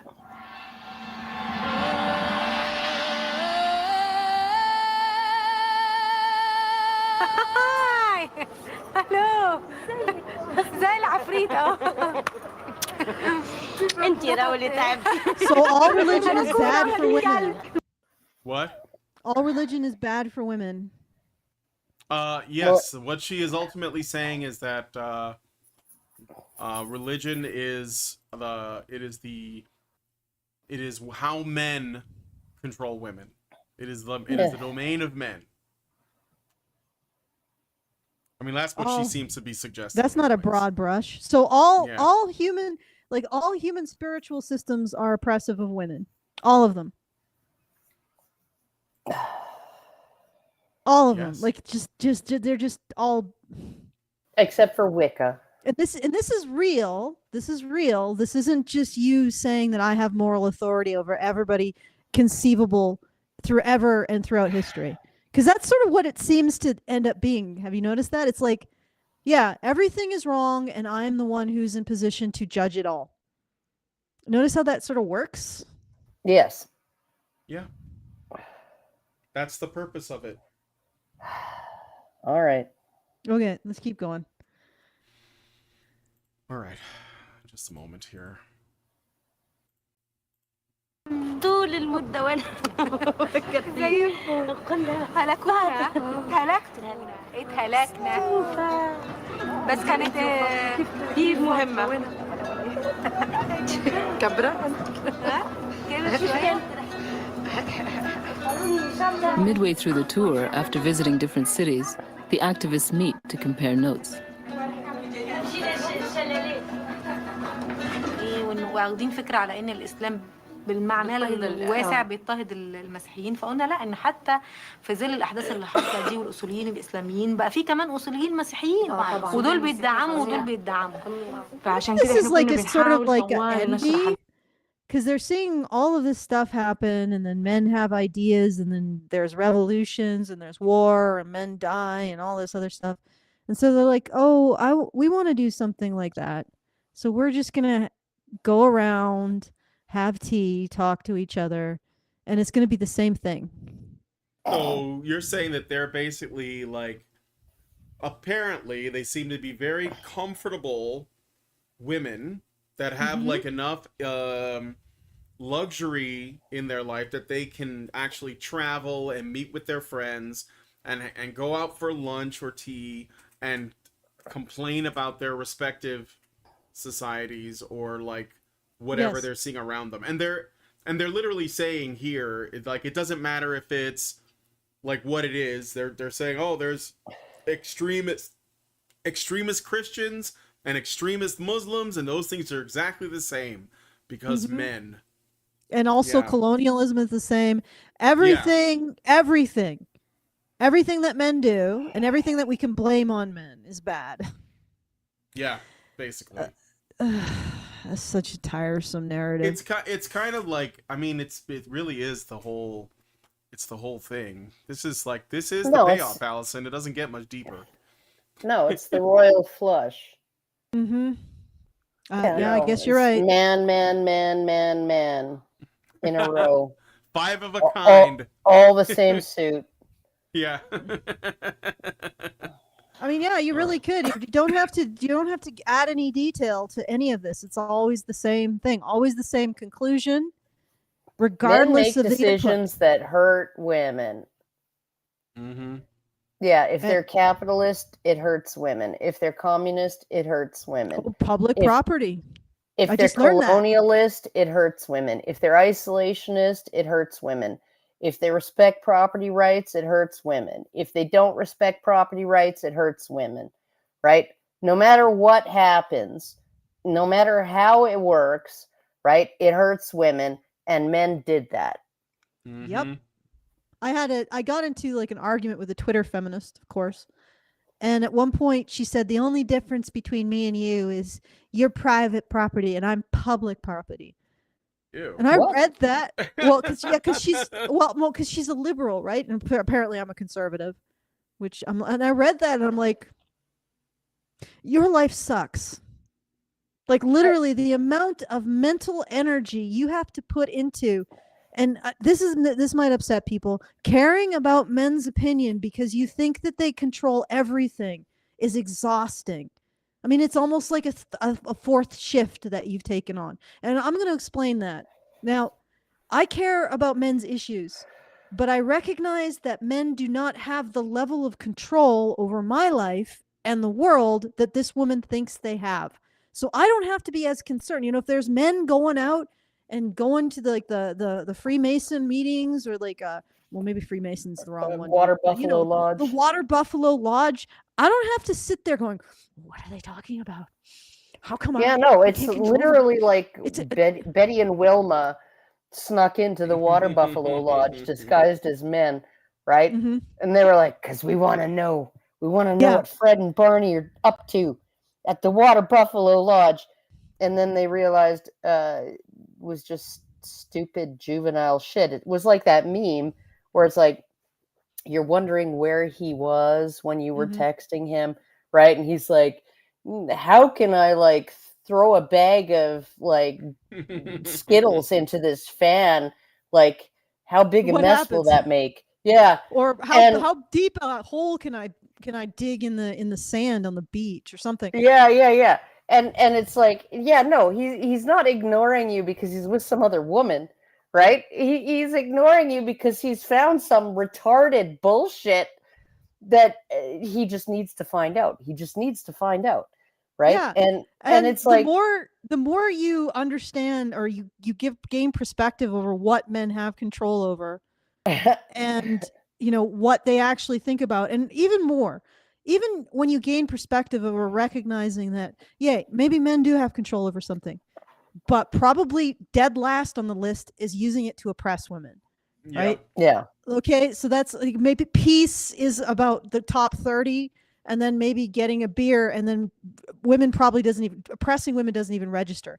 So I don't have to spend my days worrying about what men are doing or what men are cogitating, because I know they're up to something. This woman does. She spends her days. I don't know how many hours a day, terrified and wanting to control and needing. And can you imagine the level of cortisol she lives with daily? No, God. It's like, it's insane. I'm like, this entire philosophical framework requires so much mental upkeep I'm sorry, I don't want to get involved. I don't want to have to take on that task. I don't want to do the work. And that's part of it. Maybe I'm just too lazy. That's why I became interested in men's issues, because then I would be like, no, I don't have to spend 8, 10, 13, 16 hours a day worrying about what men do, what men get up to, and trying to control them on the internet and writing screeds and petitioning the UN and all that other shit. Like that sheer mental load that is involved. I'm like, no, I don't need that. You don't need that in my life. I look at other women too, right? Like, and my husband, he used to work like in a, sort of a local smallish business, about 100 employees, right? And he said, like the boss's wives, right? They keep tabs on them, right? Like Tony's wife is calling him like 5 times a day, right? Just to talk. And I'm like, oh, fuck. Like, I never call my husband at work. The only time I've ever called my husband while he was at work was, the time I had to call the ambulance. And then there was another time where just yesterday, when I was going to pick him up, and there was like a semi that rolled over on the freeway, and I had to phone him and let him know I was going to be late. So I phoned him while I was sitting at a red light, and it's like I never phone him at work. Like, why would I phone him at work? Like, yeah, why? Yeah, like, it's not even like keeping track of just your partner, though. It's like he every literally, yeah, I know, but it's like the mentality expands outward, right? Like Yes, this yeah, I see what mentality you're of I saying, yeah. have to keep track. I have to know what he's doing all the time. I have to control. And I have to put into position control, and it's so much energy. yeah, and he even says to me, I have a work wife, right? He has a work wife. And and she's really nice, and she's got baby rabies, and she's not she's not like gonna jump on him, and it's fine. And I'm like, oh yeah, no, like she's your friend, and she's your work wife, and she sticks up for you at work, and you guys work as a really good team, and she seems really cool, and all of that. And she's 32 and has to get her baby situation sorted out, but you're not going to help her with that because you can't. Yeah, right. So, and she knows that, and so like it's like, yeah. But I, like I'm looking at it and I'm thinking, like, when did women become so freaking paranoid? It's like they are paranoid. It's like, I need to know what my husband's up to. I need to know what my kids are up to. My son is up to, right? I need to know everything. I need to know all of it. I need to have and then the women get together, right? And the men are thinking, oh, well, she's just getting together with her coffee ladies or whatever, right? And, I can just have some time on my own to watch the game. And you know what? You know what those women are doing? Because I used to attend the occasional coffee ladies thing.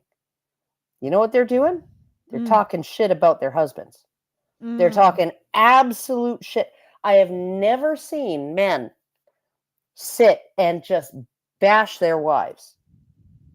Like sit together and just do nothing but like badmouth their wives. Talk about how their wives aren't worth shit. Talk about anything. Like and I've been around a lot of men, and it's not like they're singing their wives' praises to the freaking. They're not like, it's not like a hymnal or anything like that, right? But they're not bashing their wives, right? Occasionally, there's like a thing where like a guy's like, oh God, I haven't seen my wife's pussy in like 6 months, and I don't know how much longer I can take it, right? And then that's it. It just goes back to football, right? And yeah, but it's like women will just, and every little thing. Like I knew this woman she had a husband. Okay, he got his leg crushed in a mining accident. Okay, and so he had to quit working for the mine. And they rebuilt his leg, and he's got all these pins and bolts and shit in it. And then he started filling potholes for the town, and like mowing lawns, mowing the parks and stuff like that, right? So he's still doing physical work, right? And but he would leave for work at 7 a.m. and she would leave for work at 8 a.m. And if it was frosty before he left, he would scrape her vehicle's windows for her. And she had nothing but fucking complaints about this guy. And I'm like, what? Like, okay, what is there to complain about? Like, not only is he like 5 times better looking than you, you're punching up, like seriously punching up. Okay, but he does that for you without you even asking, right? And then you're complaining because he took the last of the cream for his coffee and he didn't zip out to the store and buy some for when you got home from work. Like, yeah. Okay, but my overall point was not specific to like relationships. I'm talking about just in it's just a general attitude, attitude of ingratitude and suspicion. But right? It's a huge amount of mental load, is what I was trying to get at. I know, and cortisol. You're wasting your life with this nonsense. Complaining. And I'm like, you don't need to spend this much time worrying about what men are up to. It really is not necessary.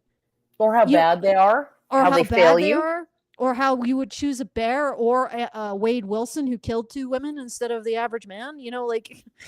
It's all just a bunch of and the honesty, God, is that the cognitive load, I wonder if that itself can explain some of the differential in achievement between men and women. The sheer need to control men that women have. The focus on trying to control men that women seem to have. And then they complain about emotional labor. Bitch, you spend like 10 hours a day. Nobody's making you do it. Trying to figure out how to control your partner. And you spend maybe I really doubt that any of these women really spend any time actually considering their partner's needs. But, like any woman who uses the term emotional labor, how much time do you spend? Deficits. That's what they're considering. Not their needs, not their men's needs. Deficits. Having a paranoid thoughts about your man or what he's men up in to general. or men in general. Do you include that as part, like, which exceeds the other? Maybe I should put it that way. Which exceeds the other? The paranoid, suspicious thoughts you have about your man and men in general, or the loving, concerned thoughts that you have about men, probably not men in general, but your men. And you dare to say, blame him for the emotional labor of this, and don't take responsible for the emotional labor of that. Oh, no, and it's not just the emotional labor of, like, that. It's the emotional labor of, like, I'm the one who has to wrap the Christmas presents and do the Christmas shopping and send out the Christmas cards and blah, blah, blah. And you're the one who decided to do it. Yeah, do you know the last time I went Christmas shopping? I think my older 2 were still living at home. And my older son gave me his debit card and said, Christmas is on me this year. Just get us all something nice. And I didn't put up a tree. I have never sent out Christmas cards ever in my life, right? I don't like them. They're just garbage. They're like junk mail, right? Christmas is like you go visit your relatives and see them and spend time with them or talk to them on the phone or whatever. You touch base with them. Like a card is the dumbest, fucking most wasteful waste of time. I don't know why people do cards. Yeah. And I'm just like, you know, people are always asking me, because I forgot my son's birthday this month. It was the 12th, right? And my other son, let's see, it's his birthday, July 31st. But, you know, like, and I miss them. I don't remember them. You know, I don't even remember to text. But it's just like, I forget my own birthday. It's like, what a waste of time. What a waste of, you know, and meanwhile, I've got these women in my life who are like, you know, you have to let them know what you want for your birthday, right? And if what you want is a surprise party, you just have to drop a bunch of hints, and then he'll arrange it. And I'm like, yeah, that's no man that I know. But it is the man that you're married to that you complain about all the time. Yeah, so, but, yeah, okay. Just getting it back to the original topic that I brought up. So this feminist essentially said that I'm private property, she's public property, because she's a liberal, and both, you know, liberal men turn their women into public property, and traditional men turn their women into private property. And I'm like, you're giving men a lot of credit over your circumstance, way more than I would give. And what I mean by that is, I don't think men are doing that to women. Okay? no. I don't think that. Is Sarah Palin, was her husband turning her into public property? Oh, wait, Private he's property. conservative. Private property. Yeah, so she was like untouchable in the public sphere.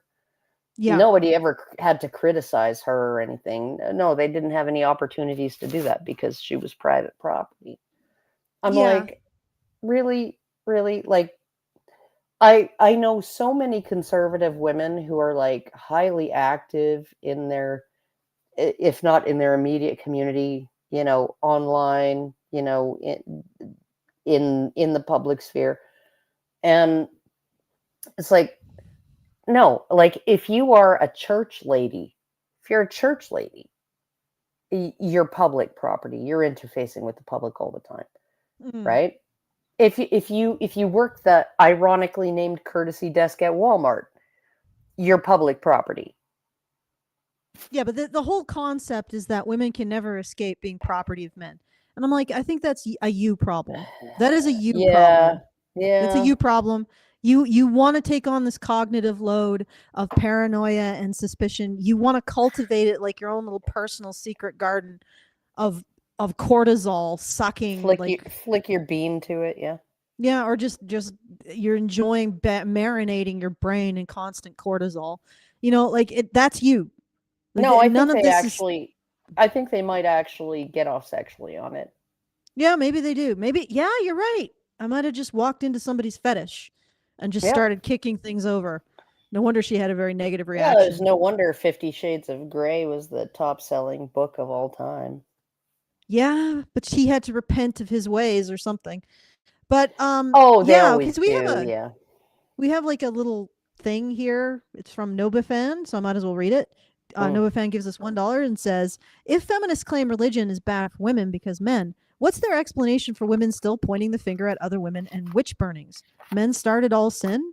Yeah, that's a good point. But I think everybody's forgotten the fact that the Salem witch trials was because of women accusing, in particular teenage girls accusing other people of being witches. Yeah, so they just conveniently forget it. And they also forget that it's women who drag their husbands to church, not the other way around. Yep. All right, welcome back, Brian. Yep. Thank you. We have a Super Chow, and I have a thank you to give. Let me just double check, because I think, you know what? I sense that this is not going to get much deeper. I don't think we're going to be getting any kind of dissertation into. There's not going to be anything more to say. Yeah. I think basically, this is about as deep as it gets. It's a public. Yeah, basically, guys, preview the rest of this. Man bad. Man bad everywhere. Conservative man bad, capitalist man bad, Buddhist man bad, Hindu man bad, Muslim man bad, Christian man bad, Jewish man bad, Zoroastrian man bad, Sikh man bad, men in possibly also alien men who we have not had first contact with also bad. You know, it's got a little sameness to it. You know what I mean? It's pretty predictable. It doesn't even require pattern recognition or rhyming, like yeah, it doesn't even rhyme, right? It's just the same words. Yeah, just the same words over and over again. Man bad, man bad, man bad. Okay, so I want to thank The Great Indoors. He did indeed put his sponsorship through for this for $500. So thank you, Great Indoors, which means we are done for this month's fundraiser, including the stretch goal. So thank you, Great Indoors. And also I want to give a thank you to Craig C, because I didn't before, and he did put $25 through. So thank you, Craig C. And I also want to, big thanks to Brian for dealing with all these technical issues and also my camera switching. I really want to use this one just because it allows me to actually touch my keyboard without having to juggle like multiple things. But I know that it might be a little bit more difficult. Yeah. But anyway, so thank you to Great Indoors. Thank you to Craig C. Again, I don't think there's going to be much more insight to be had in this particular micro nanoparticle deep puddle that we're looking at. I just also wondered, did these women ever get bored of this? Not as long as the money is coming in. Actually, money and attention is coming. I guess this is women's digging a big hole in the beach. Like this is the equivalent for women emotionally of digging a big hole in the beach, is to just sit there and contemplate how men have done them wrong. Like that's their if you were a man and you imagine just going to the beach, a bunch of bros and maybe some kids and just lots of shovels and just seeing how deep you can dig, that is the emotional equivalent of this for women, apparently. Except, unfortunately, for women, this stuff actually harms people. So, I don't know. It isn't quite digging a hole in the beach. It's more like something much more toxic and dangerous. Like constantly constructing these threat narratives around men is not as benign as the things that men get up to generally, in my opinion. For entertainment. This is not benign behavior. Yeah. I guess this is Gilgamesh before Enkidu kind of behavior. Yeah. Okay, well, all right. Maybe it's time for women to grow up. Maybe it's time for women to find their Enkidu. I don't even know what that means. All right, go on their heroine's journey. So yeah, that's what we talked about on Monday. And the maiden phase, ladies. And the maiden phase. It's time to move on. Time to kill the maiden. Maybe all that neuroticism that's pointed at men should be pointed at your kids. I don't know. That's probably where it's supposed to be directed. Yeah, that's possible. I mean, all right. Anyway, go ahead. Yeah, okay, so Quran Strong has a final Super Chow, so you might want to you want to read it, or shall I? Read it? I can read it. Okay, good. Quran Strong gives us $5 and says, related to this topic, I would still like to request Holy Spider for HBR movie night. It would be a nice case study into how the West basically makes propaganda about the misogyny happening in the Middle East through intellectual, thought-provoking art house movies. Thank you for that. Yeah, I'll check it out. I mean, I'm sure that it's it is exactly as you say it is. Our man gave us a super chat for $5 and says, "Good to see you again, Karen. You too as well, Alison and Brian." Well, I'm glad to have made your list of people that you're happy to see. Wow. It's fine. It's fine. It's fine. I'm just hiding under the blankets too much these days, so. Yeah. Yeah.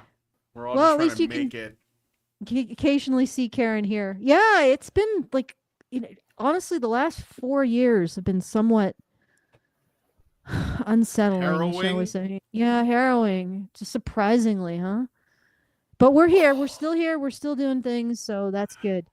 All right. So, just drink water, guys.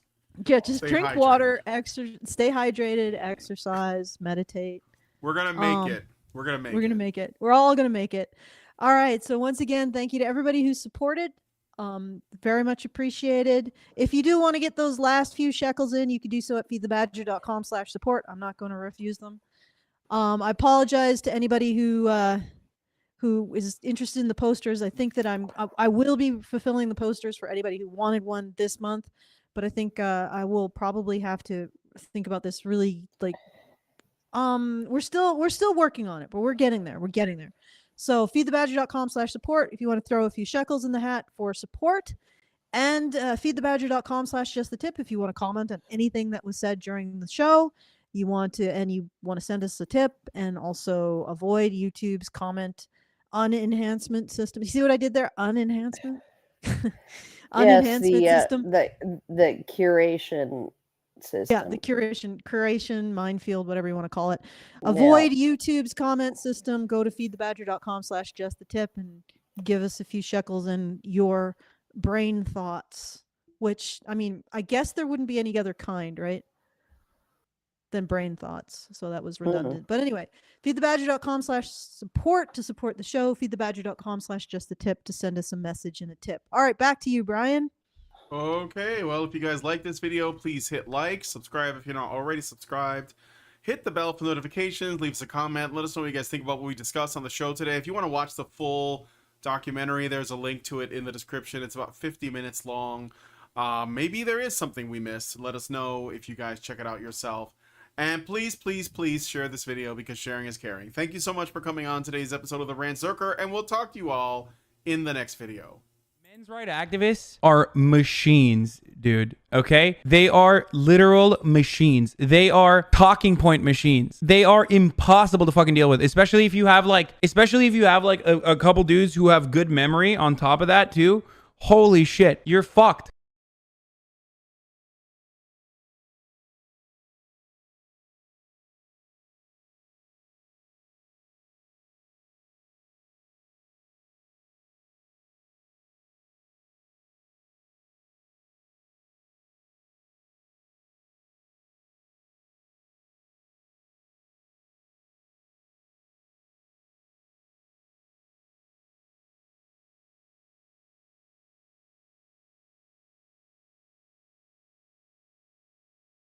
Like a recording in the Discord of some stuff that we're looking at, but I don't know how to do it. I'm struggling. A recording? What do you mean by that? Like well, the Writers Retreat people and I are going to go through